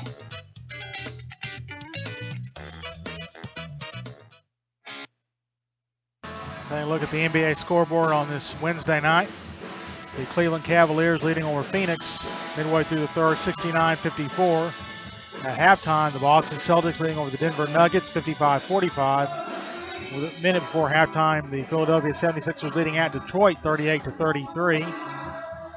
In Atlanta, the Hawks leading the Los Angeles Clippers, 25-19. That's with 10:22 left to go in the first half. Minnesota leading, in fact, they're now tied with Oklahoma City at 28 at the end of the first quarter. And less than a minute left to go in the first quarter. The Spurs leading the Rockets 31-26. Later on, the Charlotte Hornets will be at Utah and Dallas at Golden State. We saw the Warriors eviscerate the Spurs a couple of nights ago at Golden State, 120-90. And in college basketball, just a couple of top 25 teams in action tonight. Texas A&M and Arkansas are tied at 59, and Louisville, A&M, the number 5 team in the country, and number 16 Louisville is tied with Virginia Tech by a score of 20-20. So we'll come back here to Lamar State. We're waiting on the first half stats, and we'll come back on the Premier Sports Network. At Mid-County Dodge, we had a record-breaking year. So let's celebrate with low prices on every vehicle in our giant inventory. Get a new 2016 Jeep Cherokee for only $19,800. That price includes warranty forever. Shop midcountydodge.com. Everyone knows that some things are just better left to the pros. Take motivational speaking. I don't know. The same goes for bowls at Genghis Grill, which is why we now offer chef-made bowls like Kung-Pao chicken for only $8.99. Skip the line and order a bowl right from your table, or take matters into your own hands and build your own. The new $8.99 featured bowls at Genghis Grill. Seize control. At Mid-County Dodge, we had a record-breaking year. Thanks to you, we were the #1 volume dealer in Southeast Texas for the second year in a row. So let's celebrate with low prices on every vehicle in our giant inventory. Get a new 4-door Ram for $26,900 or a new 2016 Ram Heavy Duty Crew Cab 4-wheel drive for the low price of $35,700. And don't forget, those prices include warranty forever. Come see why we are the #1 team in Southeast Texas. Mid-County Dodge in Port Arthur or midcountydodge.com. Veolia is the leading global provider of environmental solutions. By improving energy efficiency, better managing water and wastewater, and recovering resources from waste, we're supporting business and industry while protecting our Gulf Coast in a responsible way. And just like Port Arthur's Lamar State College, Veolia has a passion for excellence, helping more than 30,000 businesses and 550 communities with their environmental needs. Today, Veolia is resourcing the world for a better tomorrow. Learn more at veolianorthamerica.com. And some quick updates around Region 14. And Angelina 25-22 over Blinn. That's midway through the first half. And with 14-14 left to go in the first half, it's Trinity Valley leading Bossier Parish 12-6 as the Trinity Valley Cardinals trying to keep it going. As they are 11-0 in conference play with 8 games left to go in the regular season, 5 weeks left until the tournament coming up in Lufkin the first week of March. So we will come back here to the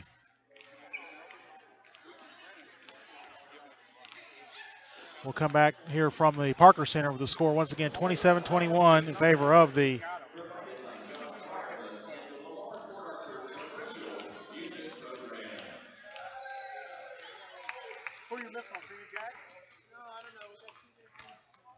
As we'll take a look at the stats very quickly, Lamar, it was 7 of 32 from the field for 21.9% for San Jac, 11 for 30 for Lamar State, 36.7% from the three-point line.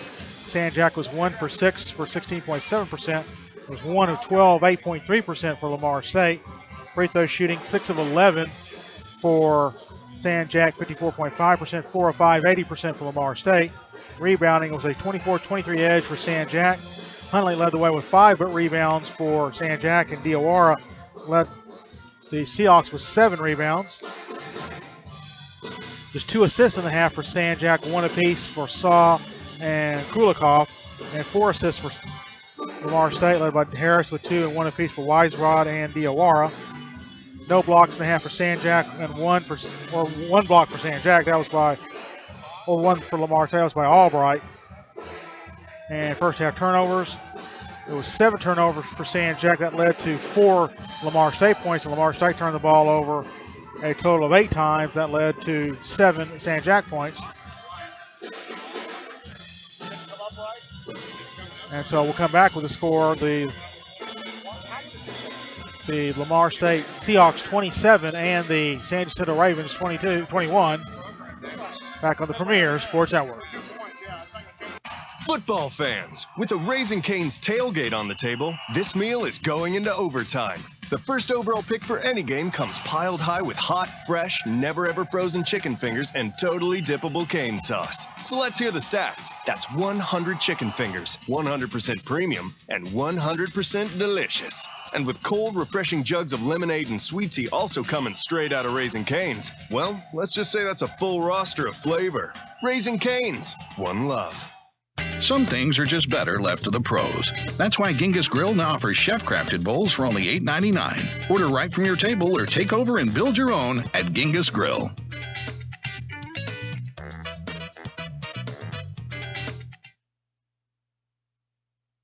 At Mid-County Dodge, we had a record-breaking year. So let's celebrate with low prices on every vehicle in our giant inventory. Get a new 2016 Ram Heavy Duty Crew Cab 4-wheel drive for only $35,700. That price includes warranty forever. Shop MidCountyDodge.com. Football fans, with the Raising Cane's tailgate on the table, this meal is going into overtime. The first overall pick for any game comes piled high with hot, fresh, never-ever-frozen chicken fingers and totally dippable cane sauce. So let's hear the stats. That's 100 chicken fingers, 100% premium, and 100% delicious. And with cold, refreshing jugs of lemonade and sweet tea also coming straight out of Raising Cane's, well, let's just say that's a full roster of flavor. Raising Cane's, one love. At The rustic Pine Tree Lodge on Taylor's Bayou in LaBelle serves up marvelous meals and wholesome family fun 6 days a week. On the weekends, kick up your heels to live music on the Pine Tree's gigantic patio. Enjoy some of the best seafood steaks and burgers in Southeast Texas while taking in the beauty of the bayou. The Miller family has spent over 30 years perfecting Pine Tree favorites like chicken fried steak, fried shrimp, and shrimp and grits. They also have a boat launch for all types of boating or fishing. The Pine Tree Lodge, where the road ends and the fun begins. Because play might be the best way to fight obesity. Because staying connected makes my family stronger. Because a safe place after school can lead to success in school. Because physical activity is vital to my health and well-being. Because I need to make my world better. Because playing team sports teaches character and social skills. Because we need each other. Because we need each other. Because we need each other.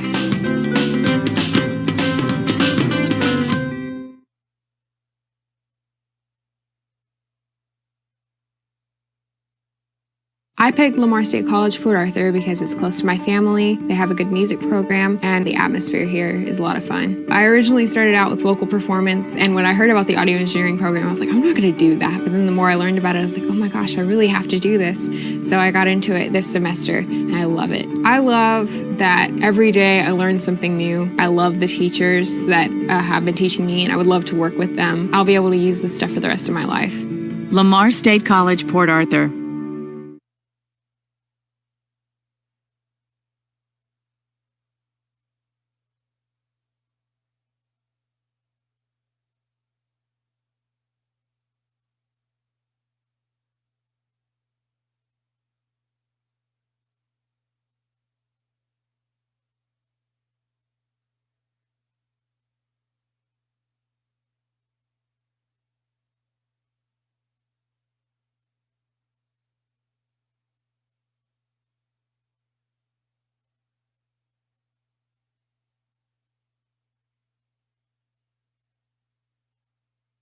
Golden Triangle Emergency Center, voted #1 ER in the county, sets the gold standard for emergency care in Southeast Texas. Our patients are seen within minutes of walking through the door by a board-certified emergency room physician and emergency room trained staff. And our state-of-the-art equipment and friendly concierge level of service means that at Golden Triangle Emergency Center, you won't just be greeted with a smile, you'll be leaving with one too.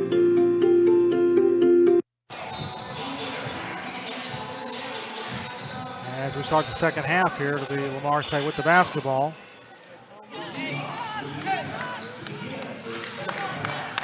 A couple updates in top 25 men's basketball night. Texas A&M losing down by 2 with 34 seconds left at Arkansas. Aggies #5 ranked team in the country, and #16 Louisville leading in the first half 35-34 at Virginia Tech. Harris goes down the lane at the left hand and got knocked to the deck. No, there's Huntley with the rebound. And a three-pointer put no good for Donovan Greer, and Diawara looking for the rebound, and it'll go out of bounds. It'll go to Lamar State. Yeah, you had Saw battling down low that time. Looked like he was trying to battle for the rebound with Huntley, and they both knocked it off at each other. And San Jack would love to get off to a better start than they had the first half. 19:39 left to play. I think I'm Scott Durant telling guys didn't play very well. We're right there. If we can clean things up on the offensive end. Yeah, you shoot 22%, you're not going to win a lot of ball games in this conference, especially on the road. And they're still in a position to here. If they can, there's Freddie Williams Jr. for the jumper, no good. Rebounded by Saw. Neither team shooting the ball particularly well. Two teams combined for only 2 3-pointers the entire first half. And here's Davis. He's had much of that first half with the 2 fouls.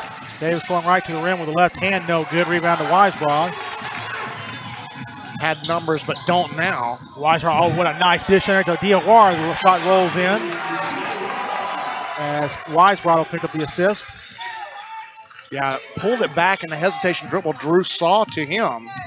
8 points now for Diawara, 29-21. As pull jumper from the free throw line. follows his own shot, goes up in the battle for the loose ball. And Ty Ball will give the ball back over to San Jack. Yeah, you have an opportunity there for San Jack to force the held possession. And do we get a double technical or double foul?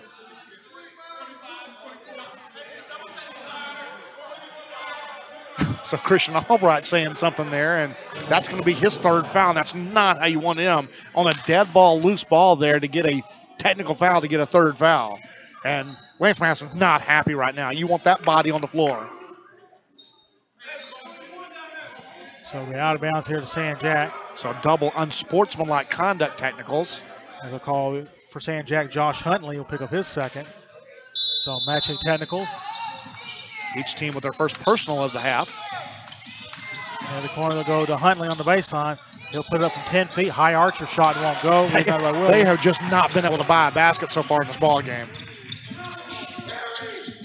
They'll kick it back out now to Harris. Harris won't take the three into the corner. Diawara open for three, way long. But Williams the rebound. It's put back, rolls up and good. Big offensive rebound and put back by Freddie Williams Jr. It's a double-digit lead again, 31-21. Back out it goes to Greer. Greer on the drive. Pull-up jumper won't go. DOR with the rebound. Now get ahead to Williams. He goes up in traffic, up and good. That's one of the best moves you're going to see right there. Largest lead of the ball game now for the Seahawks. Timeout taken by Scott Jernander with 17:48 left to play. 33-21, Lamar State with the lead on PSN Sports. Big game, little game, whatever your game. If you've been injured, we're the team that can get you back in the game. Christus Southeast Texas and Beaumont Bone and Joint is your full-service sports medicine program with expert orthopedic care, quick assessment and treatment, physical therapy, concussion management, and more, all minutes away. Call 1-800-218-9355 or visit us at Christus SE. At Mid-County Dodge, we had a record-breaking year. So let's celebrate with low prices on every vehicle. You choose a new Jeep Cherokee or a 7-passenger Journey for only $19,800. That price includes warranty forever. Join the #1 team in Southeast Texas at MidCountyDodge.com. Max Bowl Port Arthur is family fun close to home. Fun for all ages with bowling, great food and drinks, and the hottest video games today. Come in for the best laser tag experience in town. Max Bowl is the perfect place for birthday parties or church and school events. Cosmic Bowl is every Friday and Saturday night with music videos and spectacular lighting. Max Bowl Port Arthur. Come join the party.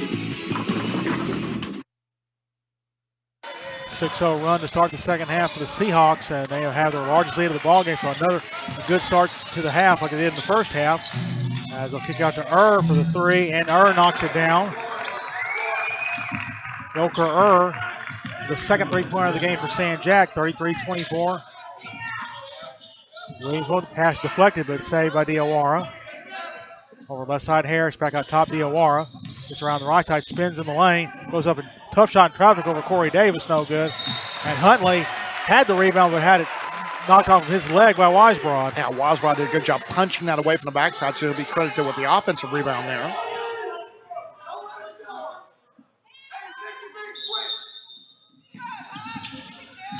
As here's Weisbrod trying to go up under, can't get the shot up over Here's a three-pointer, Diawara short, and rebound snatched down by Huntley. Here comes San Jack. Davis, nice feed to Huntley, driving and laying it in. And 5 in a row now by the Ravens to cut the lead back down to 7. 33-26. Like San Jack, I think the coaches want their defense to be a little bit more aggressive here on these ball handlers. As San Jack's now gone to that 2-3 zone. Here's a floater up and good by Freddie Williams Jr. 35-26. And going into the basket, Corey Davis tipped up and in and out by Greer. And rebound down to Williams. And Williams trying to go up and trying for the lob play and go out of bounds. Turnover at Lamar State.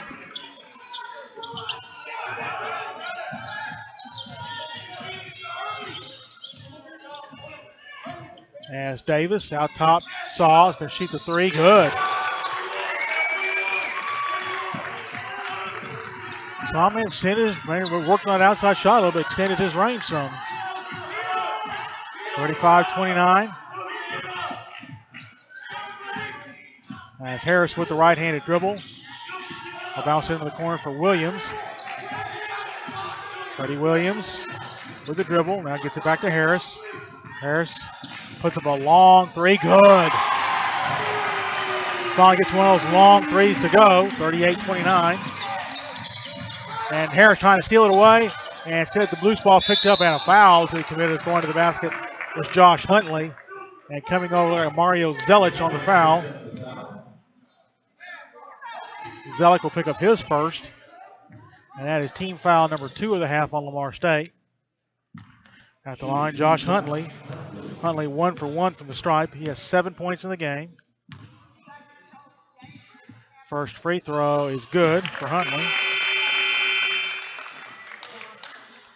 Into the ball game will be Jarrell Cook for San Jack. He'll come in for Donovan Greer. One more here for Huntley. He can get the lead down to 7. 38-30. Second free throw in and out for Huntley, rebounded by Zealot. So it'll be Harris to bring it up. Harris over the DOR right wing. Now back out to Harris on the high post now to Weisbrod. Spins, gets it back to Harris. He's going to fire up another deep three and knocks that one in. Back-to-back threes as Harris starting to heat up. 41-30. Davis lays it to on the baseline, going inside, shot no good by Candido Saw, rebounded by Freddie Williams. They had the other end, DOR kicks out. Here's Harris for three, no good. Little heat check shot there. And a rebound down to Jarrell Cook. It's over to Davis, left side. Davis with the dribble.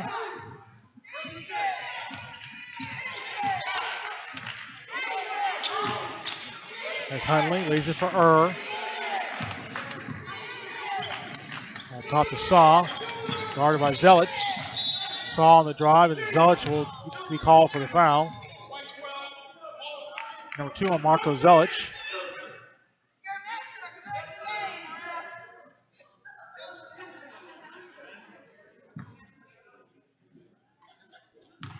At the line, Candido Saw for a pair.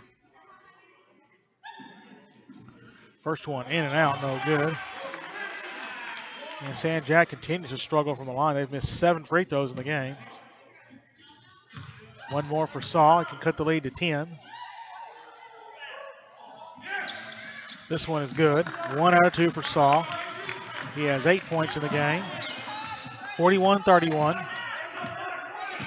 Harris will walk it up. Jordan Harris guarded by Cook. Harris picks up his dribble, lobs over for DOR in the corner. DOR into the middle, right elbow jumper from Freddie Williams. Now good. Zelich battles for the rebound, but it'll come down to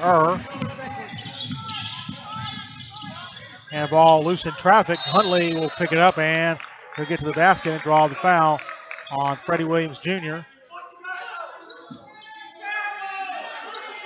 Team foul number 4. And Lamar State bench wants a traveling call, but instead Williams picked up his second. At the line, Josh Huntley. Free throw is good for Huntley. 41-32 as Zelich is out. And Christian Albright with the 3 fouls, taking back in for the Seahawks. So a bit of a roll of the dice here for Lance Madison. Second free throw is no good. Rebound comes down to Diawara. As Harris, now Diawara. Go left side to Harris. Back out to Diawara. Over to Freddie Williams. Skip pass to Diawara. Driving. Diawara floats it up with the right hand short. And Saw tips the rebound over to Cook to Davis. Davis dishes off to Huntley. Huntley misses the shot. Rebounded by Freddie Williams.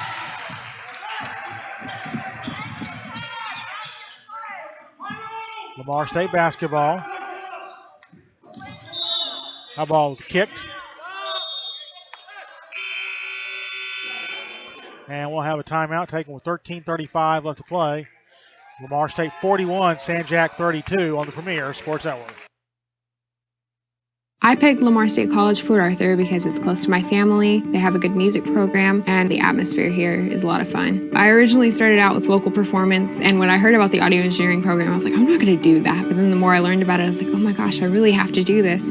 So I got into it this semester, and I love it. I love that every day I learn something new. I love the teachers that have been teaching me, and I would love to work with them. I'll be able to use this stuff for the rest of my life. Lamar State College, Port Arthur. The rustic Pine Tree Lodge on Taylor's Bayou in LaBelle serves up marvelous meals and wholesome family fun 6 days a week. On the weekends, kick up your heels to live music on the Pine Tree's gigantic patio. Enjoy some of the best seafood steaks and burgers in Southeast Texas while taking in the beauty of the bayou. The Miller family has spent over 30 years perfecting Pine Tree favorites like chicken fried steak, fried shrimp, and shrimp and grits. They also have a boat launch for all types of boating or fishing. The Pine Tree Lodge, where the road ends and the fun begins. At Mid-County Dodge, we had a record-breaking year. So let's celebrate with low prices on every vehicle. You choose a new Jeep Cherokee or a 7-passenger Journey for only $19,800. That price includes warranty forever. Join the #1 team in Southeast Texas at MidCountyDodge.com. 13:35 left to play. 41-32, Lamar State with the lead and the basketball. As they'll inbound on the far side.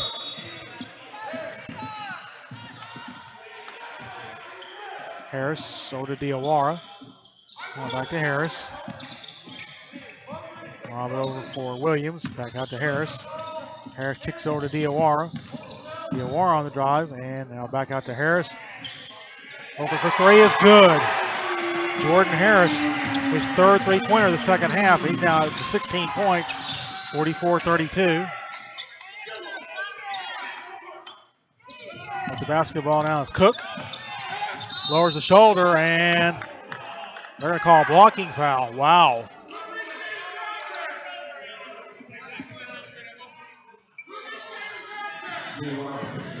And Lance Madison with his hands on his hips over here staring at the official. He's asking the question, and he's right. Who initiated the contact? And it looked clearly like the contact was initiated by Cook, who lowered his shoulder to try to get space.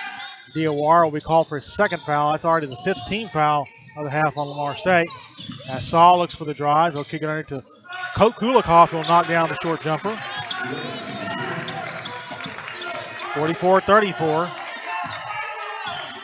Harris works across the half-court line. In the middle to Albright. He'll kick it out now around to Diawara. Diawara on the bounce to Harris.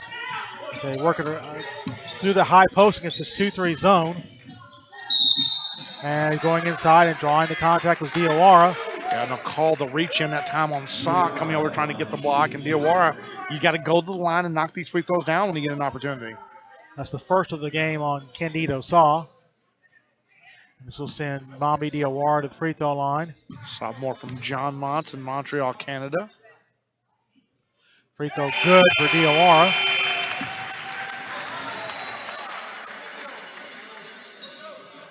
As checking back into the ball game, John Mitchell will come in for Ilker and also back in Jabril Faulkner.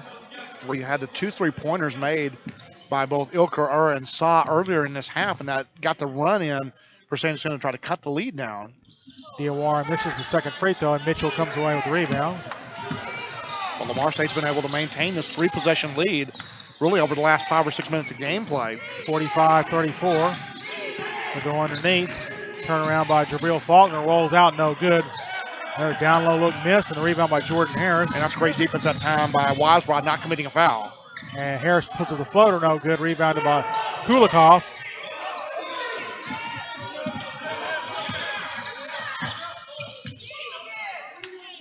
Here's Kulikov for three. That one's going to rim out, no good. Rebound. Wow. And Freddie Williams has it. And Williams doubled up.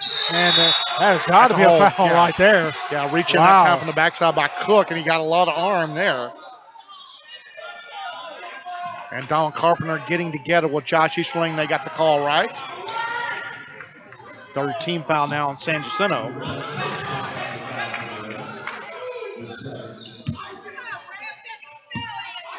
(45-34). That's Harris with the dribble. Harris in the middle for a spin move by Weisbrod, and a shot. It rolls in and out, no good. Faulkner with the rebound. That was usually automatic for him. And going here, got the ball knocked loose by Albright, and it's going to be picked up by the Seahawks. 2-on-1 pull-up jumper by Williams won't go and hit the top of the backboard. It went over. Yeah, so it'll be out of bounds to San Jack. Yeah, Freddie Williams needs to attack. I know he's got that great mid-range jumper, but you've got to get all the way to the basket and force the defense to commit to you. Yeah, it's been an upset. Arkansas beats Texas A&M 74-71 in Fayetteville. First conference loss for the Aggies.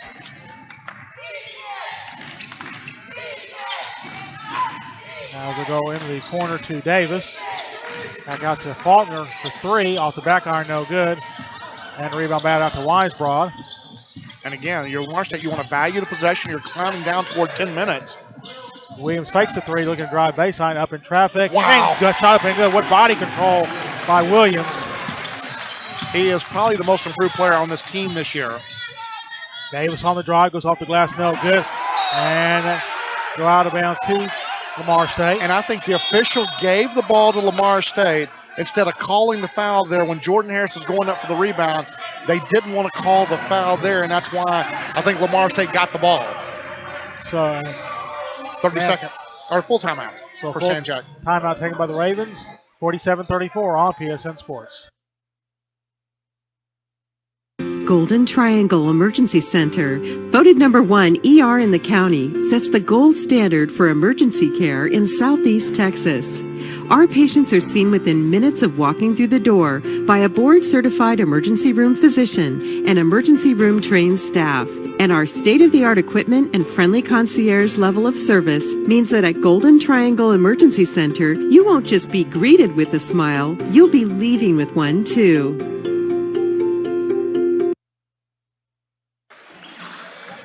47-34, San Jack trailing Lamar State, and the Seahawks have the basketball. So Lamar State has established their largest lead of the game.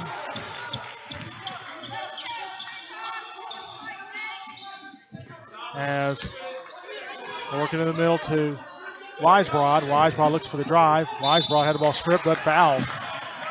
Great job by Weisbrod drawing the contact there as he was about to spin it to the basket. Team foul number 4, as I'll call that one on John Mitchell, his first. And it's a team last year that went to Andrews Gymnasium, picking up their first ever victory over San Jacinto, other than regional tournament play. And so far, Lamar State has led wire to wire in this one. And it'll go out top now to Diawara. On the drive, Mami Diawara in traffic. And a pass off. Wow, he had the basket opportunity and decided to kick it out to Harris, who was wide open. So quickly, that's going to be number 5 against San Jacinto. So the foul totals have equaled up very quickly here. And Corey Davis picks up his third foul. And Davis offensively has been a non-factor in this game. Long inbounds pass to Harris. We saw that last year in the Lamar State upset over at San Jacinto. They made Willie Mangum a non-factor, and he was one of the leading scorers in the conference. We'll turn him more of a volume shooter instead of as Weisbrod looks for the drive, going up the right hand, count the basket and the foul. And Lamar State a chance to open this lead up now. They built their largest lead at 49-34 and a chance to build this to a 16-point ball game. And San Jack picking up 3 fouls here in quick succession as Kulikov picks up his second. And they're trying to rotate big bodies in there. We talked about that's what Weisbrod will do to you. He's responsible for 3 of these last 4 fouls. He'll come back now with Huntley. Weisbrod misses the free throw. And the rebound will come down to Faulkner.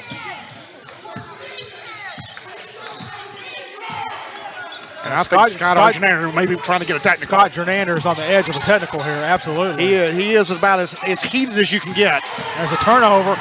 Going the other way, Freddie Williams, nice crossover moves, jump stop, and he'll get the offensive rebound, and it'll come down to Huntley. Golden opportunity missed there for Lamar State. And San Jack going to go to the other end, and the layup up, no good from Faulkner. Oh, yeah, Freddie Williams Jr. from the backside with the reach in. We'll see. In fact, I'll call to Albright. That's going to be number 4 on Albright with that technical earlier. This is fired up as I've seen Scott Jernander. He's not happy. Ben Alexander's trying to calm him down, but he's not having any of it. At the free throw line, and he's getting he's about to get a technical. Ben Alexander. Ben Alexander's kind of at the end of it, close to the end of his patience here. He's going to let Scott Jernander have his say, and then there'll be a certain line. If he crosses that, he's going to get teed up. I think Ben Alexander said, if you keep going, I'm going to tee you up. And he said, go ahead. And usually you get an invitation like that, and that's going to be a lane violation against Lamar State. So he'll get the second free throw over once again. And I think that's more because he's not happy with his team's play. Right. They have just not shot the ball well. They've not been aggressive. They have been very, very lackluster in this game. Yeah, he's trying to light a fire under his team right here as much as anything else.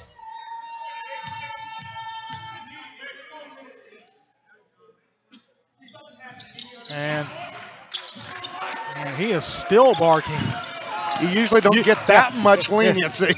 And you can hear him all the way over here, which tells you how upset right now Scott Jernander is. Like you said, I think he's as upset with his team as he is with a nice drive by Diawara. He'll lay it in. Yeah, that's just bad defense by San Jacinto right there. They just turned their back defensively on Diawara. He's in double figures with 11. 51-36, 9:35 left to play. Davis with a hesitation move. And look at Davis, he might have gotten bumped there as now. That's going to be Diawara coming over, initiating the foul. And they wanted the push off. And Williams claiming out they're using the off. That time was Mitchell using the off arm to cast off the defender. And I think it's just been the inconsistency of the officials by the coaches and by the players. And I thought for a second we were going to get a technical, but instead it's going to come back in with Donovan Greer. As at the line will be John Mitchell. And now we'll be in the bonus the rest of the way for both teams. That was a 17th foul on Lamar State. High-arching free throw, no good. And Diawara with another rebound. San Jacinto has struggled mightily from the free throw line. And Lamar State now looking to start working some clock here as they're under 10 minutes to play. Weisbrod out top. Weisbrod looking to go to the basket, cuts it off. He's fouled. He's going to go to the line for the 1-on-1. He got a reach in, look like on the backside from Greer. We'll wait to see if they call it on officially. And it's Mitchell instead. He'll pick up his second. Both teams in the bonus now. As going to the line will be Colton Weisbrod. And I'm a little surprised with it being a 1-and-1. They're not putting players on the foul line with him. Weisbrod misses the free throw. Especially with his free throw inconsistency so far. Down to Faulkner. Weisbrod 0 for 3 at the line in this one. 9 minutes left to play. 51-36. Lamar State with the lead. Davis is going to pull up for 3. In and out, no good. And down. In fact, it came down, went down. Yeah, that ball. In and out and back in. They got the shooter's roll there, and that's a big shot for San Jacinto to cut it to 12. Just 5 points in the game for Davis, who leads San Jack with 15 points a game. Diawara, they're going to bring it left side. He's picked up out top by Faulkner. Kind of an ankle breaker right there, and a kick violation against Faulkner. So they should put 1 second back on the shot clock, make it 15 seconds. 14 to shoot, 8:33 left to go, and like that now, we'll reset the shot clock to 15. Yeah, it's pretty much automatic in men's college basketball. It goes halfway back, which is 15. NBA, they'll go to 12 or 14 seconds. Cook checks back into the ball game for San Jack. He'll guard the inbounder. Has to get the bounce pass into Zealot. Kelly for Diawara. Diawara, nice up fake, and he got fouled. As coming over that time was Donovan Greer. And I think Josh Easterling on this side was waiting for the call from Ben Alexander on the far side. I think that they were going to call the foul, but that's what Lance Masson's asking. Why didn't you have that call? You're looking directly at the play, and you see the foul. And once again, Scott Jernander.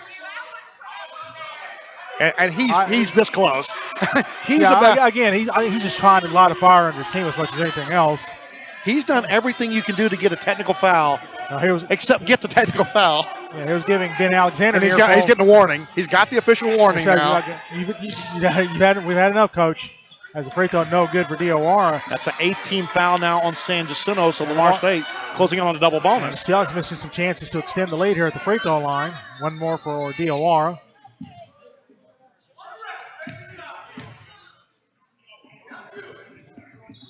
Second free throw rolls through good. Yeah, rattled around all corners of the rim there. 52-39, 13-point lead for Lamar State. As with the basketball, Davis dumps it inside. Huntley trying to feed it inside. And the ball saved by Greer. Now back to Huntley. Huntley on the drive, goes up. And a blocking foul is going to be called. And I don't know for sure what Ilka Er's got to do to pitch a tent down there. He was in the lane and never left the lane through all of that stuff that was going on. And you can see Lance Masson wanting the 3-second call. And clearly you can see never stepped out of the lane once he got in there. He could take a residency down there. Start a census with him. At the line will be Josh Huntley. And that free throw short for Huntley. These two teams are not lighting it up from the free throw line. And really, you look at both lines, the three-point line and the free throw line. If you're San Jack down by double digits, you have to make free throws. With the clock stop, try to get back in the ball game. And especially with Lamar State approaching the double bonus and with the double-figure lead. And Huntley gets 1 out of 2, 52-40. And we've seen a good battle so far. We're battling for rebounds here for San Jac between and Colton Weisbrod. Huntley checks out and Saw back in for the Ravens. As Harris to bring it right side. Looks like there's going to be a timeout taken by Lance Madison. 8:01 left to go in the ball game. 52-40 Lamar State on the Premier Sports Network. Veolia is the leading global provider of environmental solutions. By improving energy efficiency, better managing water and wastewater, and recovering resources from waste, we're supporting business and industry while protecting our Gulf Coast in a responsible way. And just like Port Arthur's Lamar State College, Veolia has a passion for excellence, helping more than 30,000 businesses and 550 communities with their environmental needs. Today, Veolia is resourcing the world for a better tomorrow. Learn more at veolianorthamerica.com. At Mid-County Dodge, we had a record-breaking year. Thanks to you, we were the #1 volume dealer in Southeast Texas for the second year in a row. So let's celebrate with low prices on every vehicle in our giant inventory. You choose a new 2016 Jeep Cherokee or a 7-passenger 2016 Dodge Journey for the low price of only $19,800. And don't forget, those prices include warranty forever. Come see why we are the #1 team in Southeast Texas. Mid-County Dodge in Port Arthur or midcountydodge.com. And remind you, coming up on the weekend, we'll have a doubleheader on Saturday. As it'll be Lamar State Seahawks on the road at Brenham, Texas. They took on the Blinn Buccaneers. 4 o'clock. We'll be on the air at 3:30 with our pregame show. And Lee College Rain Rebels will be back in action as they have the open day tonight. They'll be back on the road against Jacksonville College. They will be up at Curtis Carroll Fieldhouse. That also set for a 4 o'clock tip, 3:30 pregame show. And I would expect both those teams to be preceded by women's games, so those start times may be pushed back a little bit according to the length of those women's games. Some updates from around the region. Halftime, Tyler leads Panola 34-28. 16-24 left. Blinn over Angelina 54-47. That would be a surprise right there. Really tighten up the South race. And Parrish leading Navarro at halftime 37-33. And out top, Weisbrod at the three-point line. Weisbrod dribbles. And it leaves to Zealot.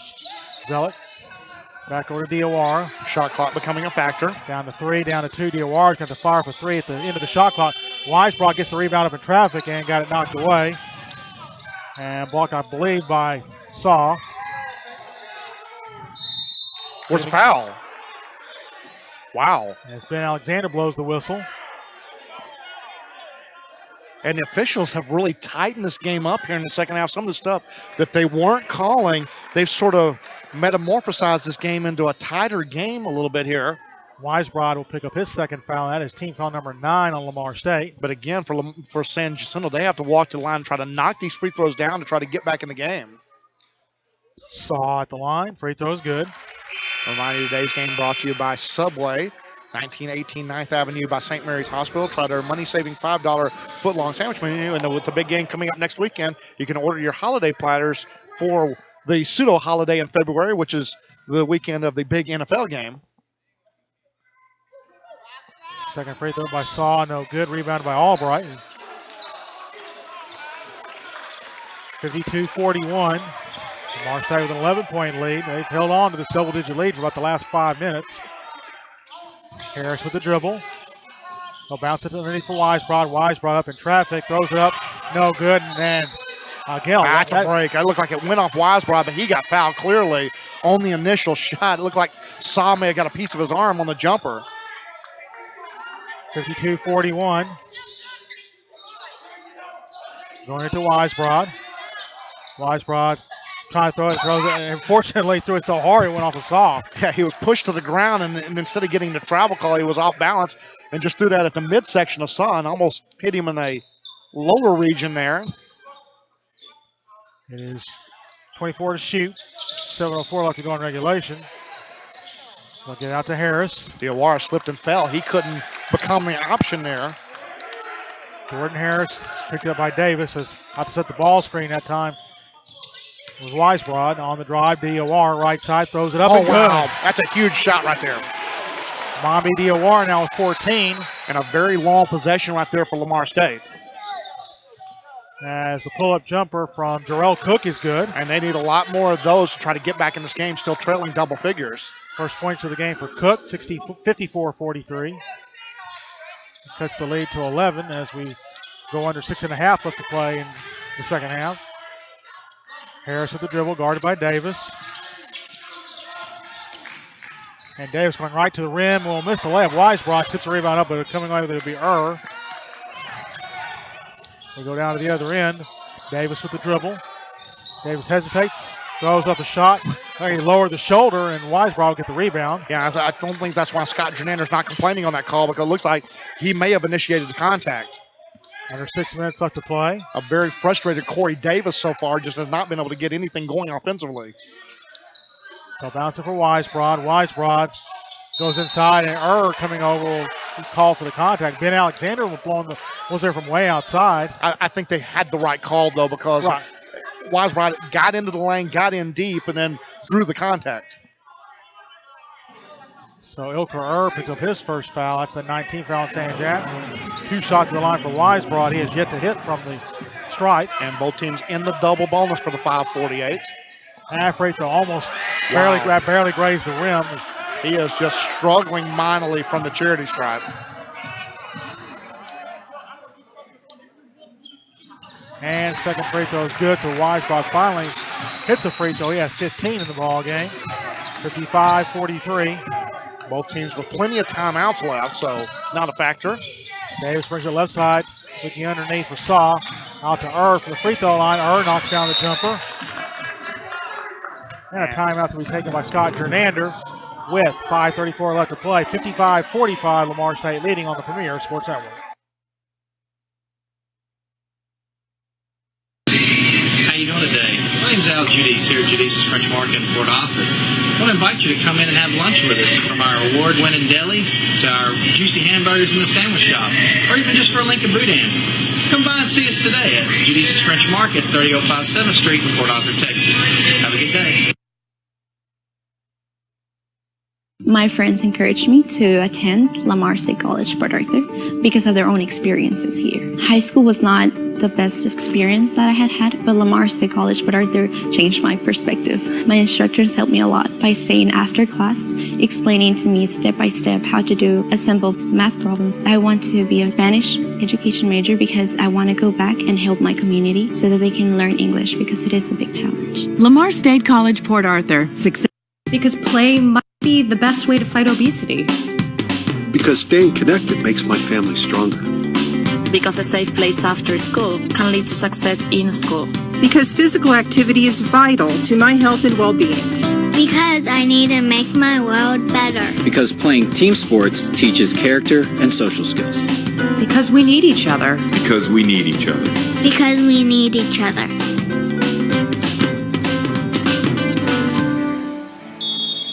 Point game is Lamar State with the basketball. Update at halftime, San Antonio 69-39, 49 over Houston.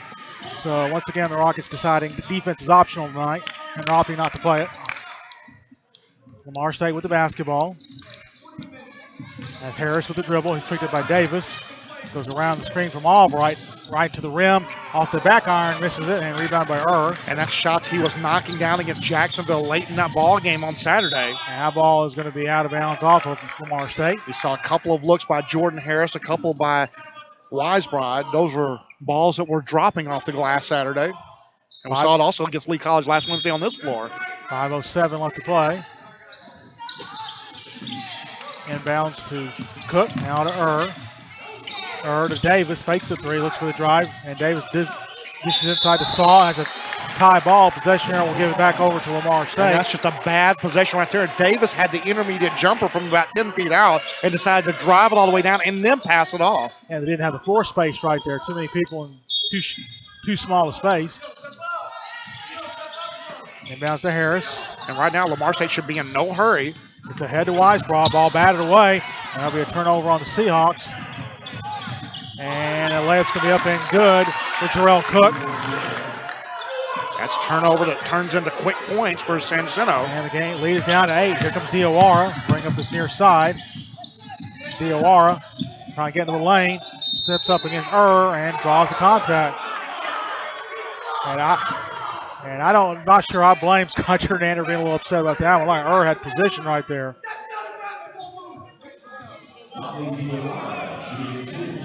He has done about as much as a coach can do to not get a technical foul. Free throw good for Diawara. These officials are having an infinite amount of patience with Todd Jernander here. I've seen coaches get teed up for a lot less.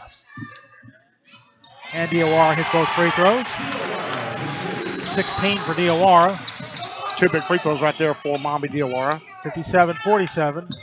As Davis top to the Sanjak team that can hit the three, so certainly not out of this one. On the drive, dishes it off, and that's going to be slammed down by Saw. And the one good thing, Lamar State didn't commit a foul there on the basket. 57-49. They head to Freddie Williams Jr. Instead, he'll go inside, and Weisbrod got fouled, no call. Offensive rebound down to Albright. He gets fouled, no call, and rebound by Saw. Wow. How in the world is that not a foul? And everything else they've been calling in this game. The referees give it, and they take it away. Under 4 minutes to play. Long three, good by Ilker. His second from distance, and now all of a sudden, that's a 5-point game. Double technicals between Weisbrod and Ilker, and you can see it coming. Was trying to initiate that. He was talking trash after the three. I'm sorry, these officials have done a poor job here in the second half. Sanjak within 5 now. And I expect better than that from a crew of this veteran experience. We'll see who they call the... Well, it's going to be and it's going to be Weisbrod. We'll each get the technicals. So for Weisbrod, that'll be his third personal, and also number 3 on And initiated it by yelling basically in the face of Weisbrod. He was coming out there trying to defend him on the 3-point line. And Sanjak burning another timeout here. So they'll have 2 fulls and a 30 left. Lamar State with 3 fulls and both their 30s left. And this game is tightened up dramatically very quickly. What was at one point a 17-point Seahawk lead, now whittled down to 5. And a 6-0 run here by the Sandy Center Ravens.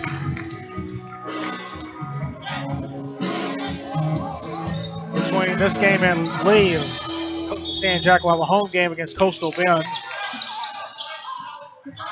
And that's going to be knocked out of bounds by Yeah, Cook had a piece of it there. back defending deep down here. As we Diawara to inbounds. 3:45 left to play. And now I think they'll take a couple of seconds off the shot clock here. It'll be down to 28. Yeah, I think it's with Ben Alexander going over the table. We'll put it at 27. I'm not sure. Wow, that's a little bit more. Yeah, that much time went on. And they don't move the game clock's the problem. It was 3:45 on the dead ball. They did move the game clock. As Harris doubled up, but he'll get it across to Albright.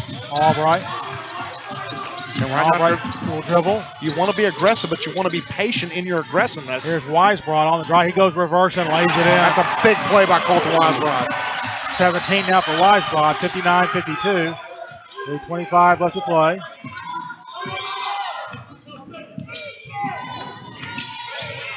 And through the dribble, Davis with the left hand. On top to Our hot shooter. He knocks down another one. His second consecutive three-pointer cuts it to a 4-point game. 59-55. They'll get ahead to Williams, Freddie Williams. Nice bounce pass to Albright. Albright got the defender up in the air as a foul be committed by Saw. And that's a great look ahead by Freddie Williams Jr. Found the wing runner, and that time you saw Christian Albright driving to the basket, but he needs to go with a little bit more authority, get Saw off the ground, and then draw that contact going off the glass. So the Christian Albright heading to the free throw line here. Albright has not scored in this ball game.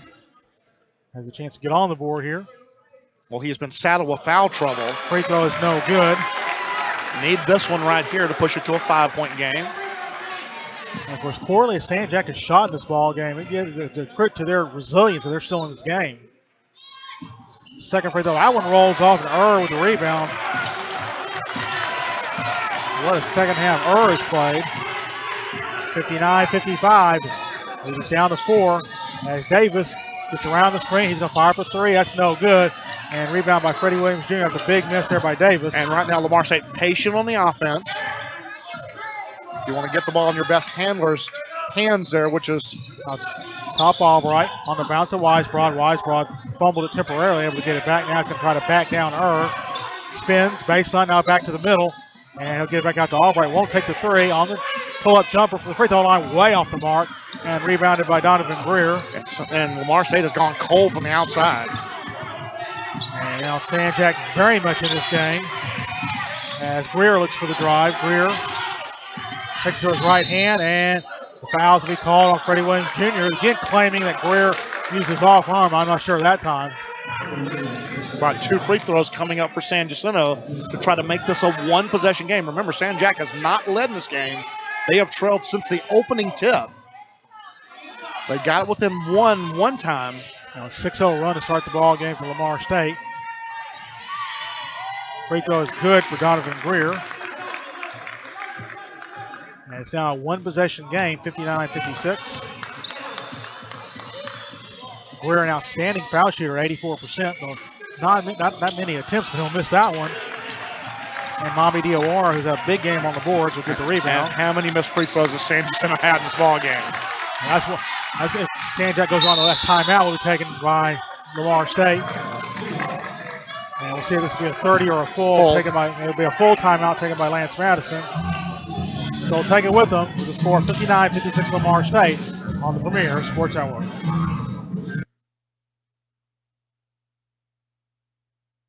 My friends encouraged me to attend Lamar. At Mid-County Dodge, we had a record-breaking year. So let's celebrate with low prices on every vehicle. You choose a new Jeep Cherokee or a 7-passenger Journey for only $19,800. That price includes warranty forever. Join the #1 team in Southeast Texas at MidCountyDodge.com.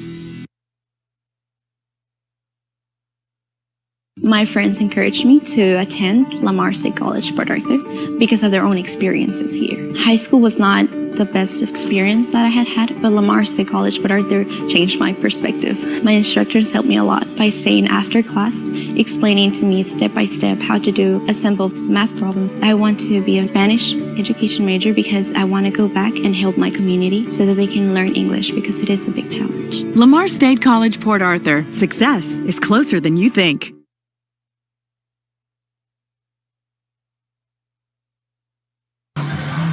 $59-56. A couple quick updates. Blinn up on Angelina, 56-54. Just under 14 minutes left to go in the game. And Tyler leading Panola at halftime, 34-28. That would be a mild surprise. Well, I think it's that Tyler. Tyler trying to get some separation from the teams at the bottom of the conference standings. Now top Albright. Albright into the corner to Williams, down to Weisbrod, baseline. Weisbrod gets it back out to Williams. Jumper from the free throw line, no good.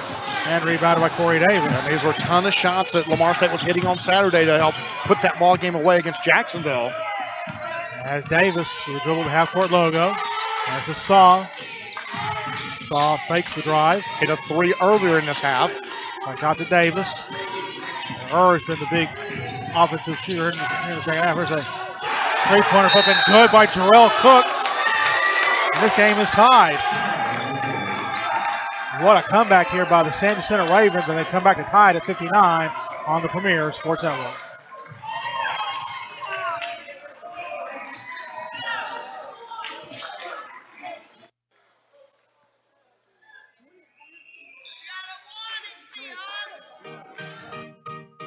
I come to the neighborhood Walmart a lot. It's a grocery store, but without all the other household items, so you're getting exactly what you need at a lower price.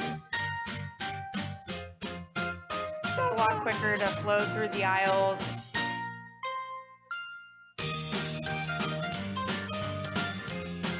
I find the prices are unbeatable. I'm here all the time for everything, produce, vegetables.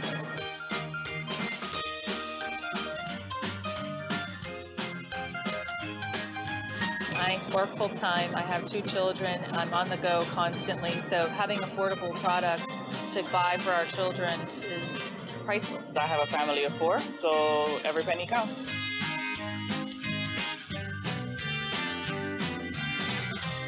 Every minute counts when you're trying to get the kids home and then, ready for school the next day. The biggest thing with this place is it's very convenient. I enjoy shopping here.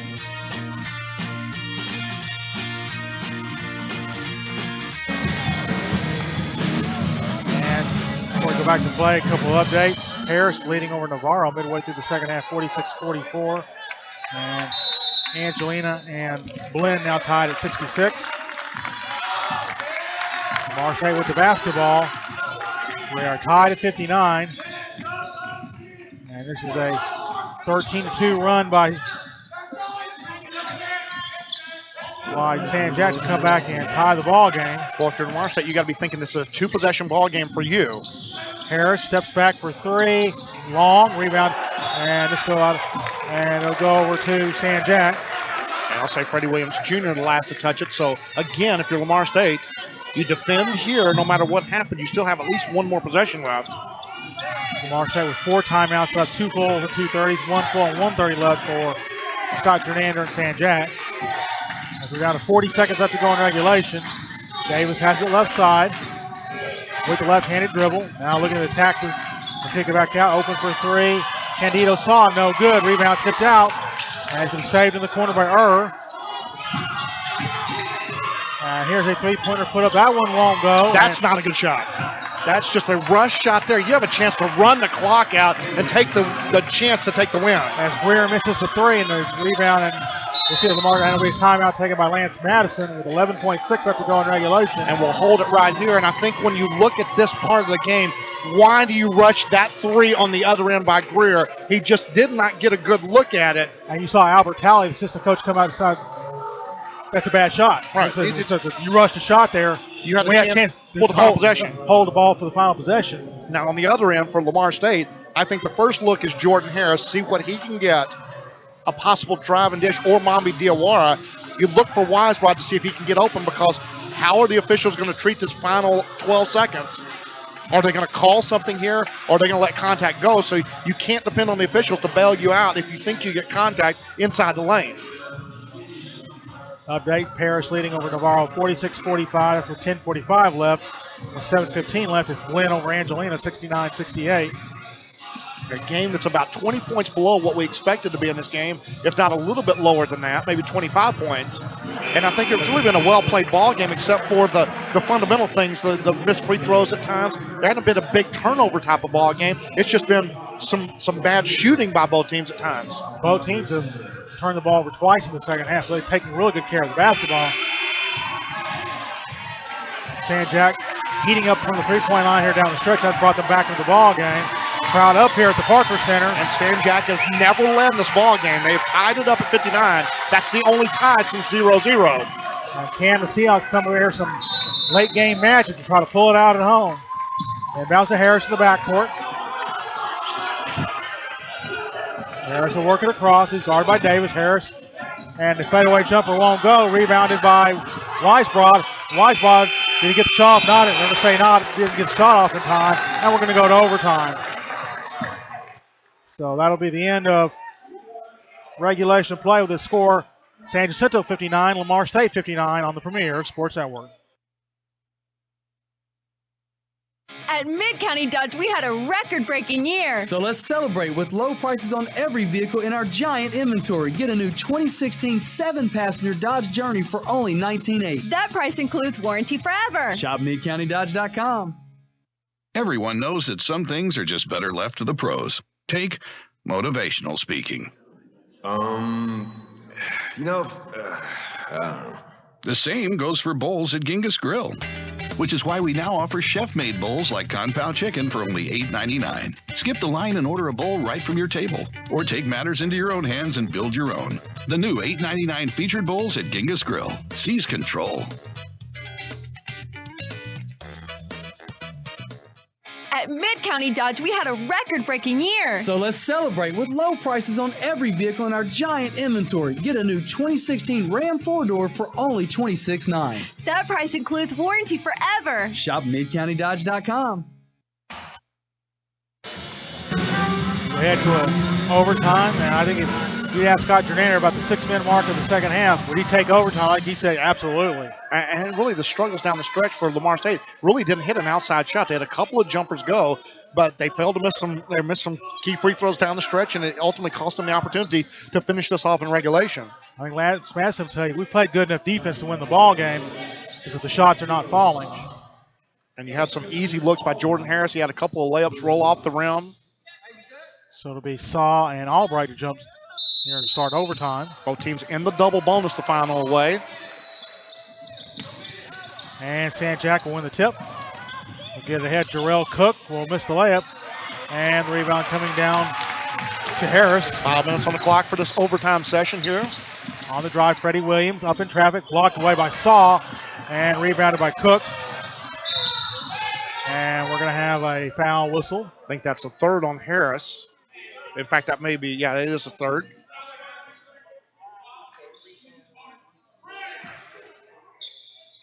And a player down for San Jacinto ran into the stanchion underneath the goal.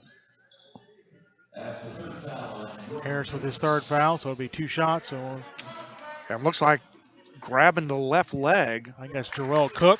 May have turned the ankle, so we'll take a timeout and come back live. Because play might be the best way to fight obesity. Because staying connected makes my family stronger. Because a safe place after school can lead to success in school.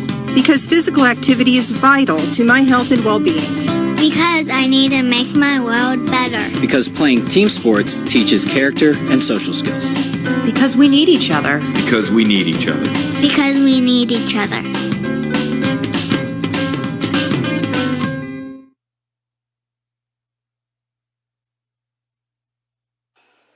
So Jarrell Cook getting help to the bench as it looked like they are looking at that left ankle. Yeah, no. He did not put any weight on that left ankle. I think Lance Masson gets a choice here, and he's going to put Saw on the line. Yeah, Cook was the player fouled, but obviously he's not going to be able to shoot the free throws. Yeah, you have coming back in John Mitchell coming in for look like Cook.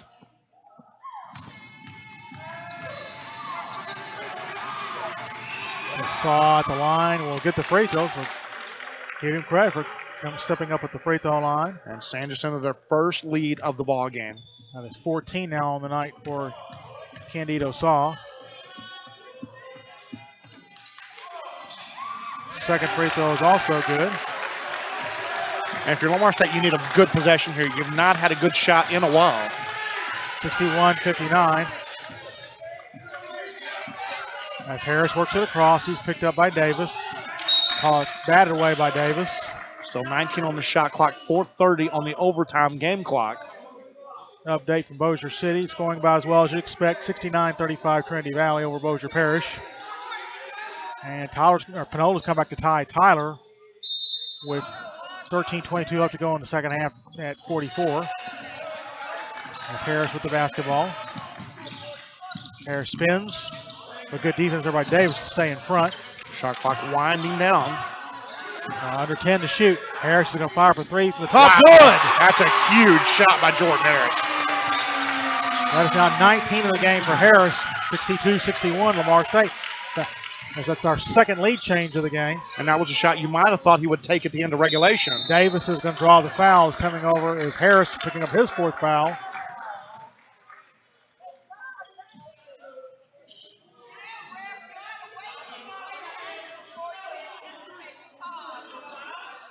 Corey Davis will go to the free throw line as Harris becomes the 3rd Seahawk to pick up his 4th foul. Free throw, no good for Davis. Davis usually a pretty reliable free throw shooter.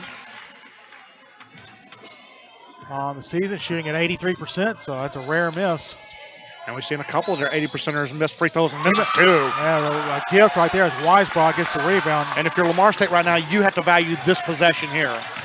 You want a good look here offensively for Lamar State. As Harris with the dribble, picked up by Davis.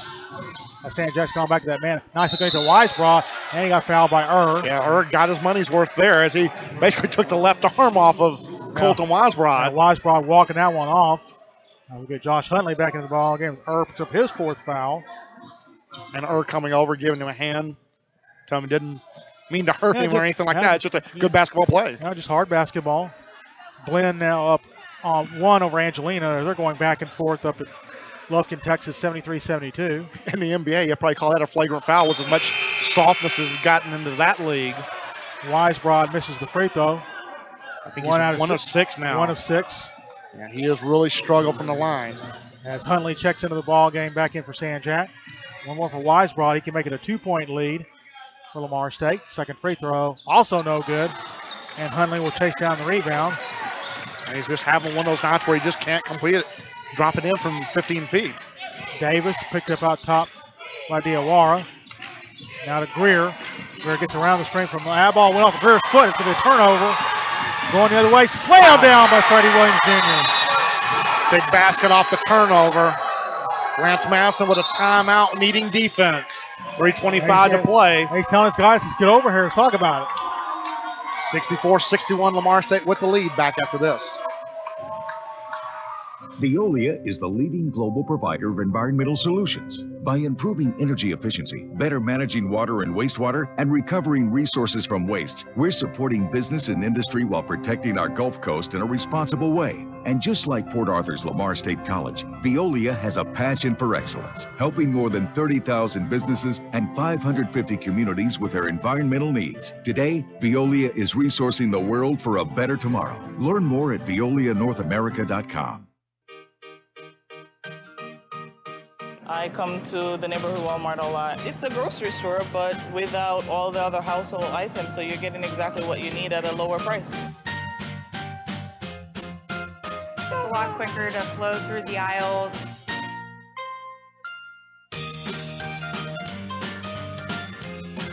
I find the prices are unbeatable. I'm here all the time for everything, produce, vegetables.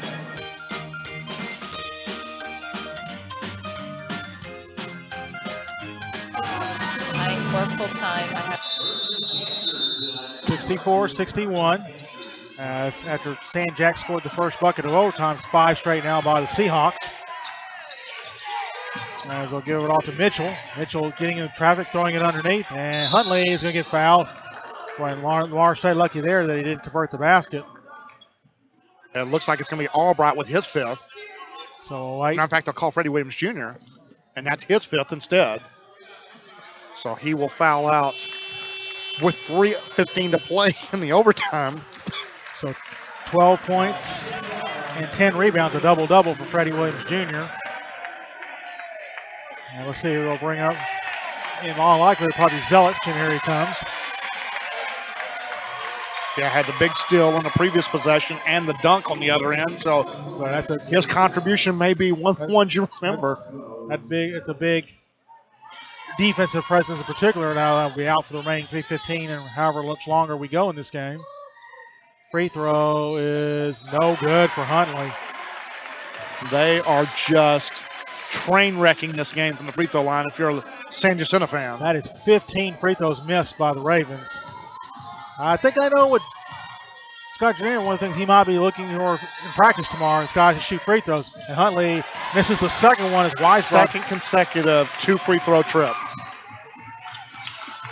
64-61. Seahawks with the basketball and a 3-point lead as Harris looks to go with the crossover move. And he leaves back to the Diawara right side. We'll climb under 3 minutes on this possession. As Diawara will go baseline, he'll kick it out to Weisbrod. Won't take the shot. I'll leave it back to Harris. 10 to shoot. And Harris can spread the floor here. I'll get the screen out from Albright. And Harris with the shot. But fouled his own miss. Wow. As he knew that shot was going to be short and fouled his own miss and got the basket. Yeah, and to have the guts enough to take it straight at the rim when Saw was coming out trying to defend. Timeout now taken by Coach Scott Jernander with 2:36 left to play. 66-61, Lamar State with the lead on PSNSports.com.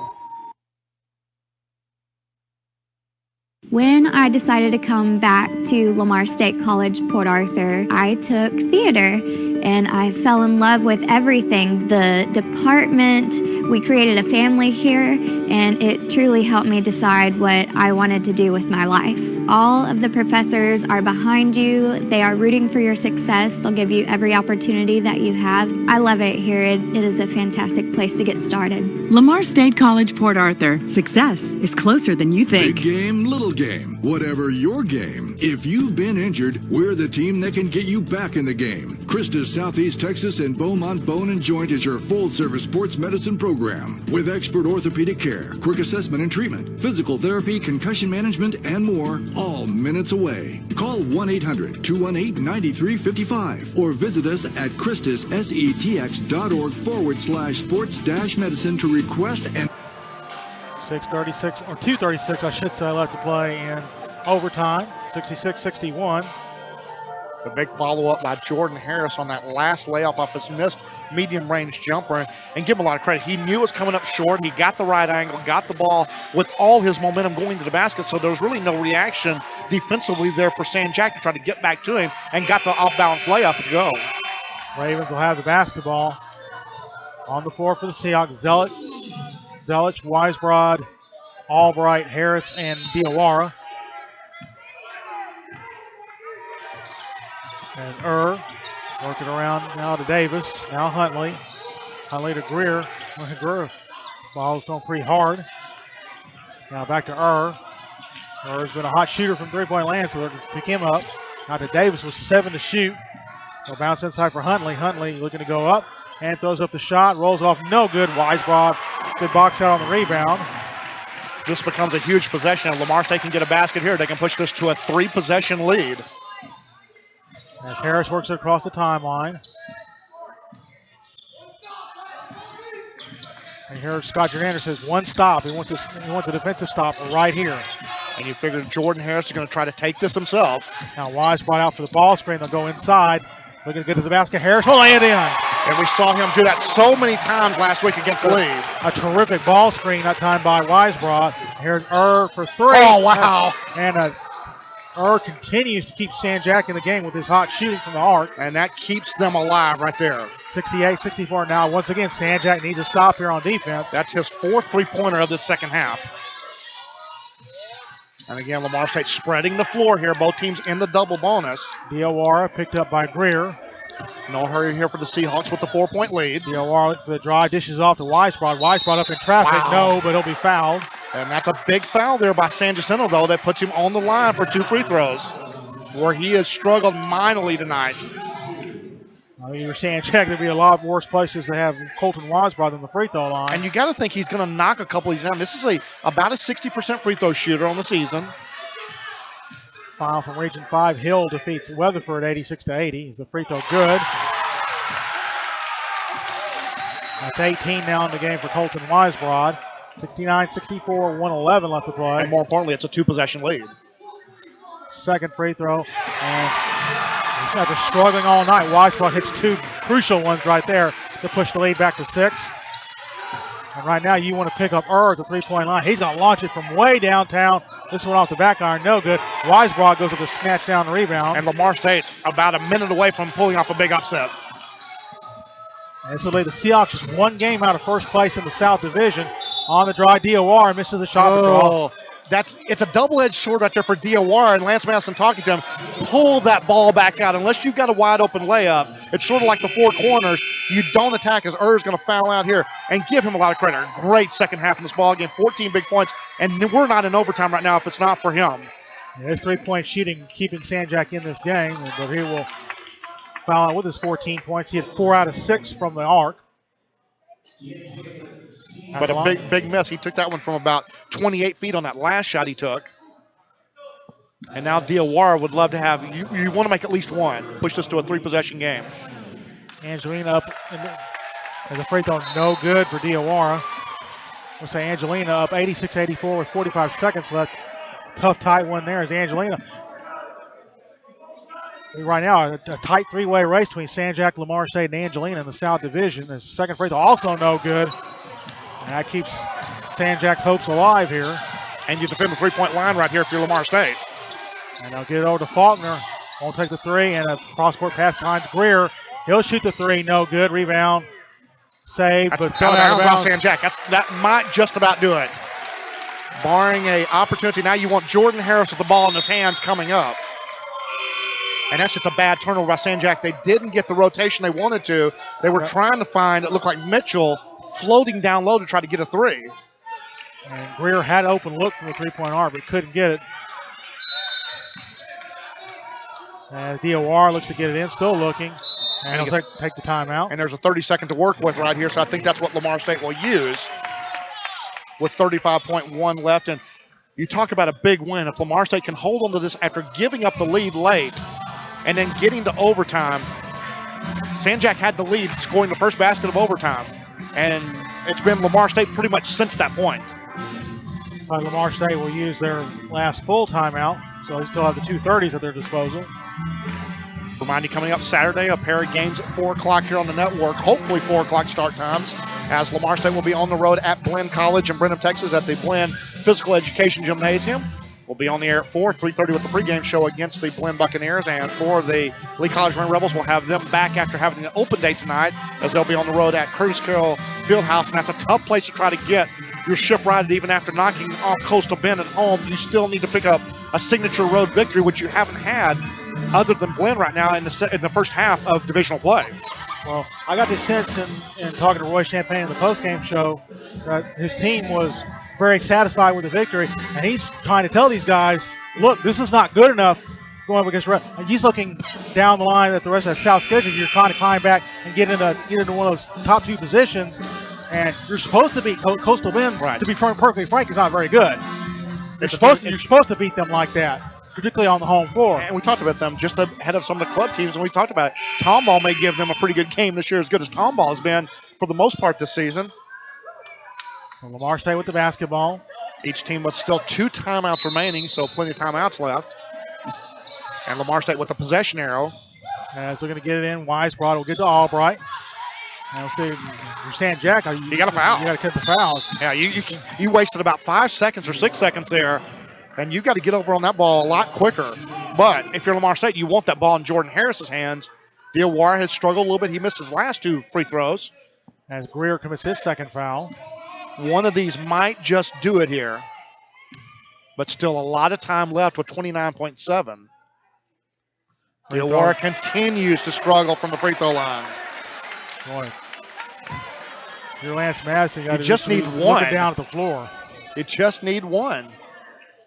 Yeah, free throw here can make it a 3-possession game with 29.7 seconds left to go in overtime. And at this point, it's getting in your head. It's not more of a physical, it's more of a mental. And Diawara does get the second one to go. That's a big free throw. 71-64. If you're saying, Jack, you've got to have a basket here. And Davis will go right to the rim. He'll miss the shot.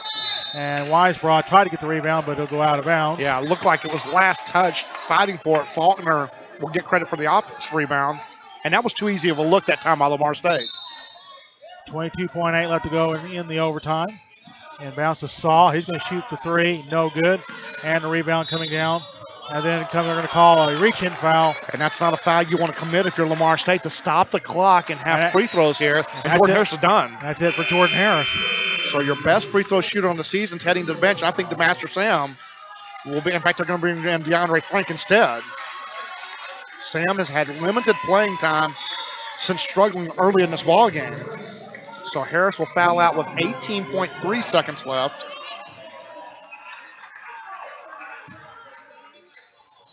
Former Navarro star Jaleel Cousins scoring 17 points and 9 rebounds in South Florida's game. Oh, my Lord. My goodness, Mitchell, that is absolute brick.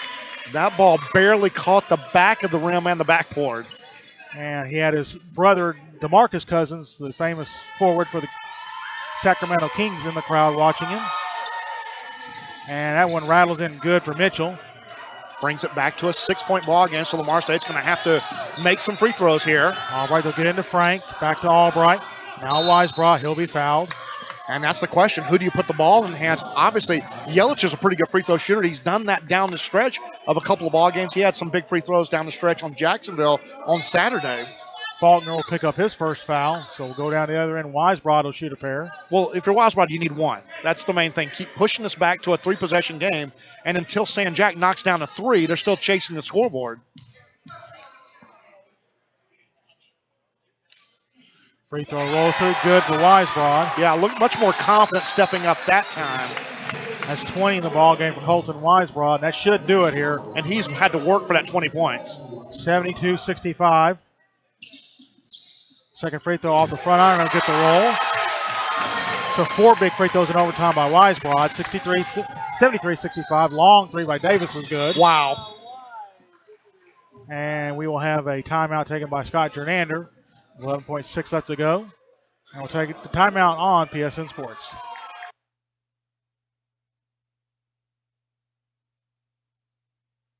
Because play might be the best way to fight obesity. Because staying connected makes my family stronger. Because a safe place after school can lead to success in school. Because physical activity is vital to my health and well-being. Because I need to make my world better. Because playing team sports teaches character and social skills. Because we need each other. Because we need each other. Because we need each other.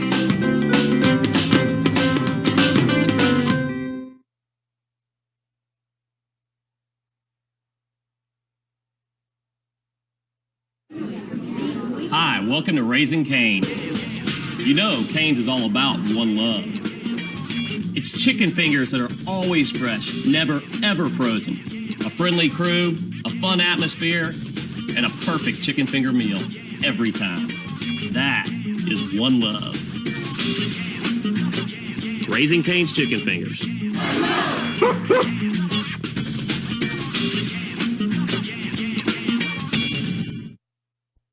And we look at the results of this ball game and what it could mean. It puts Lamar State in a chance if they can pull out the victory here and hold on to within one game of San Jacinto overall for the number 2 overall seed. And you got those two chasing Trinity Valley right now, who has no losses in conference, one game ahead right now of Navarro. So a lot of things in play as a result of tonight's game and what's going on between Angelina and Blinn up at Shands Gymnasium. Donovan Greer commits the foul and sent Washbaugh back to the line. Free throw is short. And you want to make this one just to make it a full 2-possession game. Only one timeout remaining for San Jacinto. Now Dyer will check out and Kulikov is in for San Jac. I think they're going to bring him in, I thought for rebounding purposes, but they'll put him back defensively or offensively. Second free throw, no good for Weisbrod. Rebounded by Davis. So a chance here for San Jac. Davis out to Saw. Saw now to Faulkner for three. No good. Rebound comes down to Walbright. And that's going to do it. Now the Lamar State Seahawks are going to get the victory here over the South Division leading San Jacinto Ravens. Your final score from the Parker Center, the Lamar State Seahawks 73 and the San Jacinto Ravens 68. This is Lamar State Basketball on the Premier Sports Network.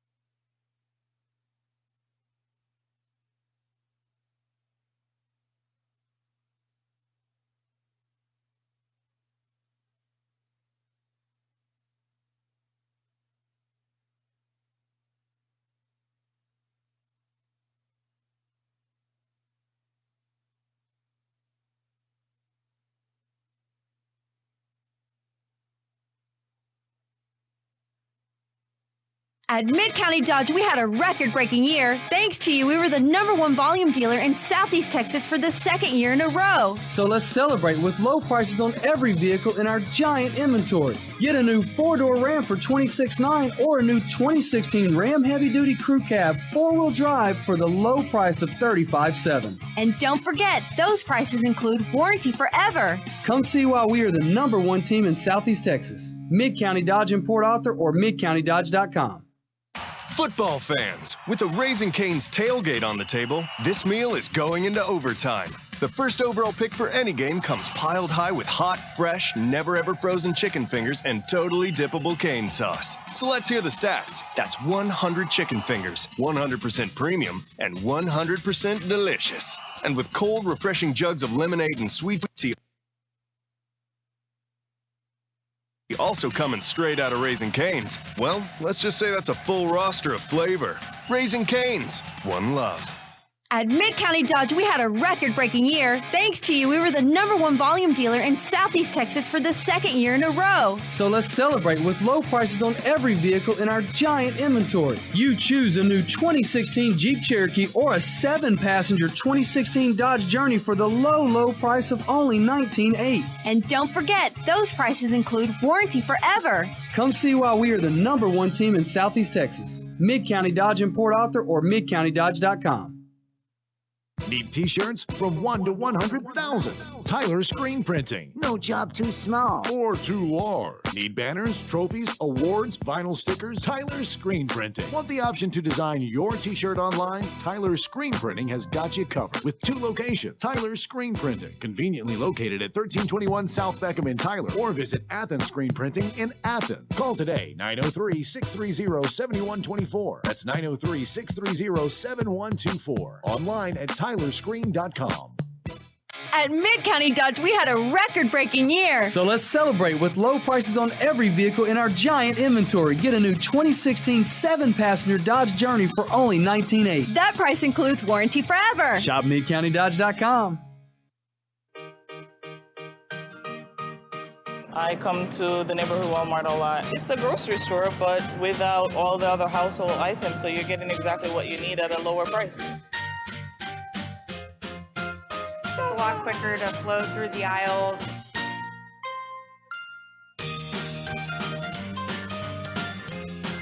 I find the prices are unbeatable. I'm here all the time for everything, produce, vegetables.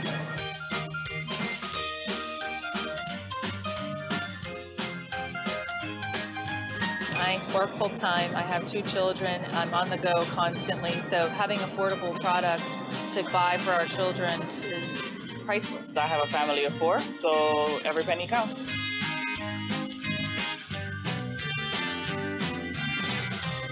Every minute counts when you're trying to get the kids home and then, ready for school the next day. The biggest thing with this place is it's very convenient. I enjoy shopping here.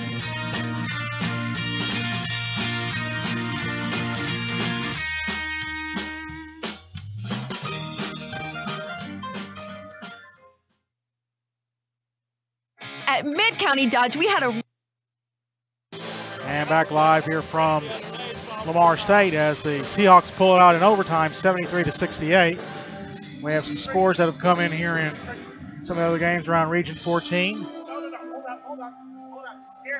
Navarro has come back to defeat Paris 77-67. So Navarro moves to 10-1 with that victory in conference play, while dropping Paris to 2-9.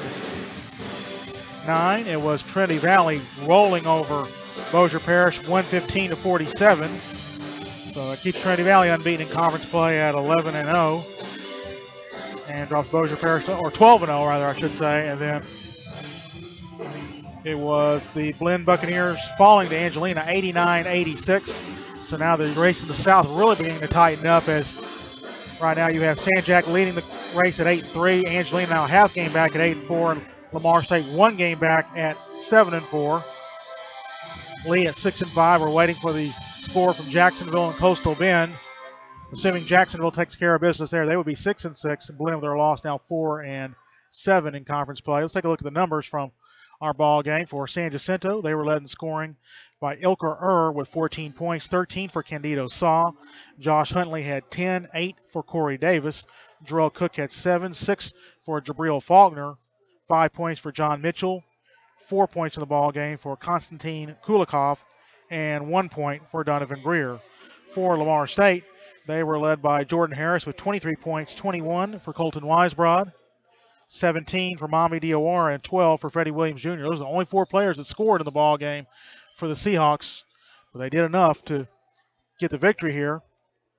Shooting in the ball game, San Jack finishing 21 of 70 from the floor for 30%, 27 of 72, 37.5% for Lamar State. From the three-point line, San Jack 9 of 24 for 37.5%, 5 of 21, 23.8% for Lamar State.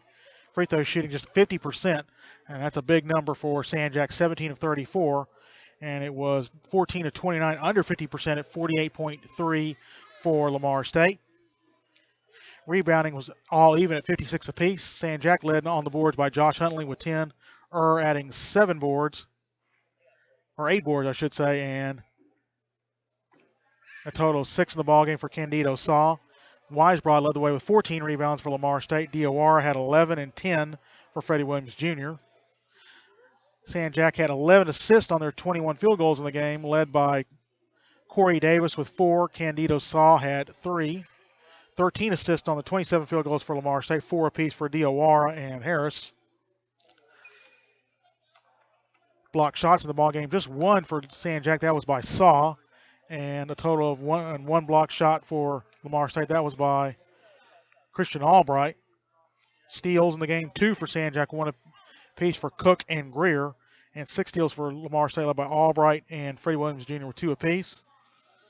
San Jac turned the ball over a total of 13 times in the ball game, and that led to 6 Lamar State points. Lamar State had 10 turnovers, and that led to 9 San Jac points. We'll come back. We'll visit with the head coach of the Seahawks, Lance Madison, as we get ready for wrap things up here from the Parker Center. Again, it's Lamar State winning in overtime over San Jacinto 73-68. We have a couple of updates. It is Panola leading over Tyler 69-59 with 2 minutes left to go in the ball game. So it looks like Panola is going to get the victory there. So we just need one more final score in to have all our finals in from Region 14. We'll come back again with Coach Lance Madison on the Premier Sports Network.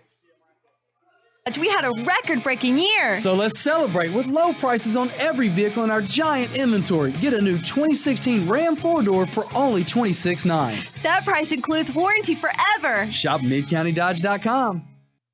Veolia is the leading global provider of environmental solutions. By improving energy efficiency, better managing water and wastewater, and recovering resources from waste, we're supporting business and industry while protecting our Gulf Coast in a responsible way. And just like Port Arthur's Lamar State College, Veolia has a passion for excellence, helping more than 30,000 businesses and 550 communities with their environmental needs. Today, Veolia is resourcing the world for a better tomorrow. Learn more at VeoliaNorthAmerica.com.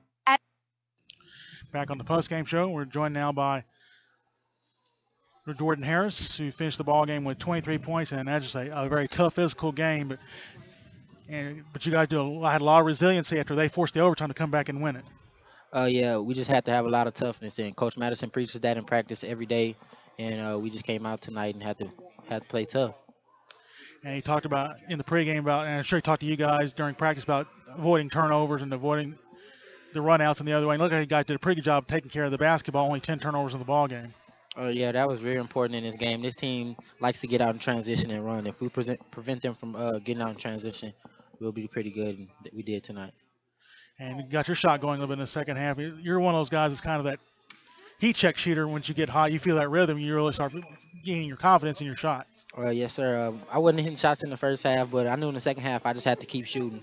That's what shooters do. Shooters shoot, and I just did that in the second half, and shots were falling. And that opportunity to gain some ground here on San Jac. You got to go to their place in a couple of weeks, but a big ball game here because you always want to take care of the home floor. Yeah, that's another main thing, protecting home floor. We don't want to lose at home, and we know when we go to San Jac, that's going to be a tough one too. Well, congratulations on the win tonight. We'll let you go. Thank you. Enjoy this with your teammates. Yes, sir. Jordan Harris, as we have Lance Madison out here, will be ready to join us here on our post-game show as the Lamar State Seahawks get the victory. And again, we have Panola up 69-59. So assuming that score holds, Panola will move to 8-3 in conference play and dropping the Tyler Apaches to 3-9.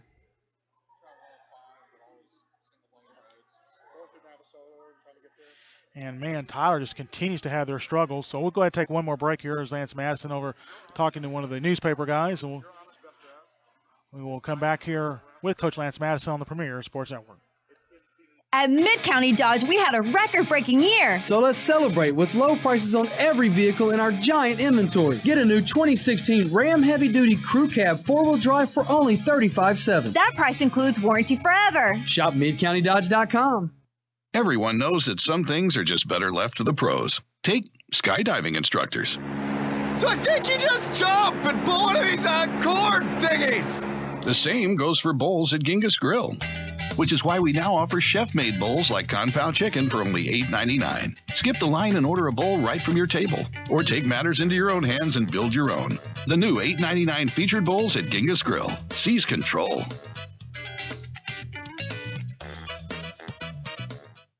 At Mid-County Dodge, we had a record-breaking year. So let's celebrate with low prices on every vehicle in our giant inventory. Get a new 2016 Jeep Cherokee for only $19,800. That price includes warranty forever. Shop MidCountyDodge.com. Everyone knows that some things are just better left to the pros. Take motivational speaking. I don't know. The same goes for bowls at Genghis Grill, which is why we now offer chef-made bowls like Kung-Pao chicken for only $8.99. Skip the line and order a bowl right from your table, or take matters into your own hands and build your own. The new $8.99 featured bowls at Genghis Grill. Seize control. At Mid-County Dodge, we had a record-breaking year. Thanks to you, we were the #1 volume dealer in Southeast Texas for the second year in a row. So let's celebrate with low prices on every vehicle in our giant inventory. Get a new 4-door Ram for $26,900 or a new 2016 Ram Heavy Duty Crew Cab 4-wheel drive for the low price of $35,700. And don't forget, those prices include warranty forever. Come see why we are the #1 team in Southeast Texas. Mid-County Dodge in Port Arthur or MidCountyDodge.com. Veolia is the leading global provider of environmental solutions. By improving energy efficiency, better managing water and wastewater, and recovering resources from waste, we're supporting business and industry while protecting our Gulf Coast in a responsible way. And just like Port Arthur's Lamar State College, Veolia has a passion for excellence, helping more than 30,000 businesses and 550 communities with their environmental needs. Today, Veolia is resourcing the world for a better tomorrow. Learn more at VeoliaNorthAmerica.com. Football fans, And back here on the post-game show, I'm pleased to be joined by the head coach of the Seahawks, Lance Madison. And that's a big game to pull out after they came back and were able to force overtime late in the ball game. Your kids showing a lot of resilience to come up with some big plays in that overtime period.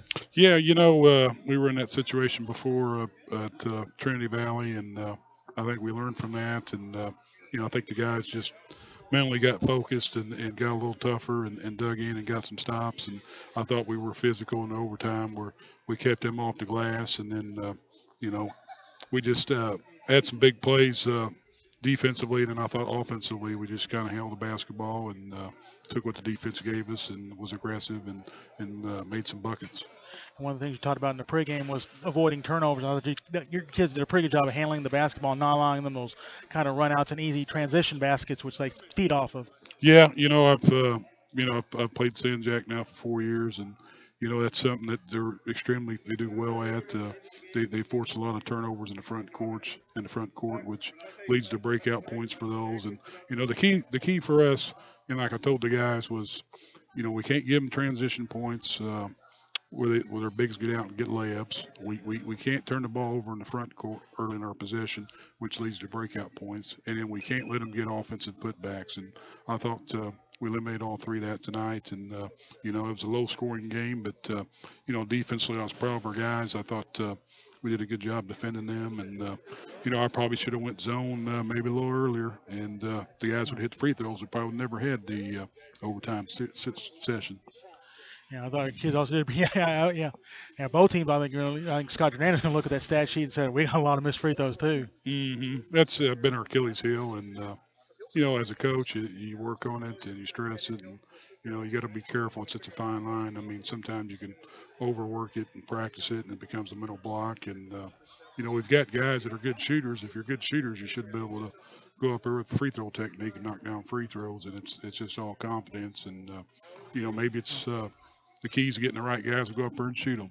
Yeah, really all mental. And we're talking about Jordan Harris, who struggled this shot a little bit in the first half, but he's one of those kids that has a lot of confidence. Once he gets in a rhythm and starts hitting shots, he can make shots anywhere on the floor. Well, he's definitely our floor general, and he makes big plays and handles the basketball 90% of the time, and gets us in our offense. And I thought he got loose and got some layups off ball screens and did a good job of hitting a couple jump shots. And I thought Mama Diawara had a nice game too. he handled the ball and got some assists, and he scored. And then Colton's always played well. I mean, for him to have a double-double against San Jack with 21 and 14, he just plays with a motor, and he played well tonight. So I was proud of the guys. I thought I had kind of a smaller rotation. I had 6 guys that I played, but I felt like I felt comfortable with those guys, and I thought they were in sync with one another, and I thought that we had momentum with them, and it worked. They played well, and when we had Freddie fell out, had a decision to make, and we decided to go big and play Marco in there with Christian and Colton, and that kind of forced me to go zone with having 3 bigs in there. And right. I think that was the difference in the game. They got frustrated and never did really score against the zone. Yeah, you made them take tough shots. Huh? Exactly. That was probably the difference in the game. Coming up, you got a road trip to Blinn on Saturday, and it's a very talented team, though they have struggled since they started South Division play, but they're always very tough in their building. I'll tell you what, I've seen Blinn on tape. They're well coached, and Scott Schumacher, and they score the ball very easily. They've got some guards that can really shoot it, and they can get in rhythm. And then they've got their bigs that are big, wide bodies that if they get deep post position, they can score on the block. And he's you go over there, and it's a good atmosphere. They get a lot of the college students come to the games, and last time I was there, they had a DJ playing, and they had that place rocking. Mm-hmm. So we'll have to be able to focus and have our A game, and we'll have to play well to beat a good Blinn team.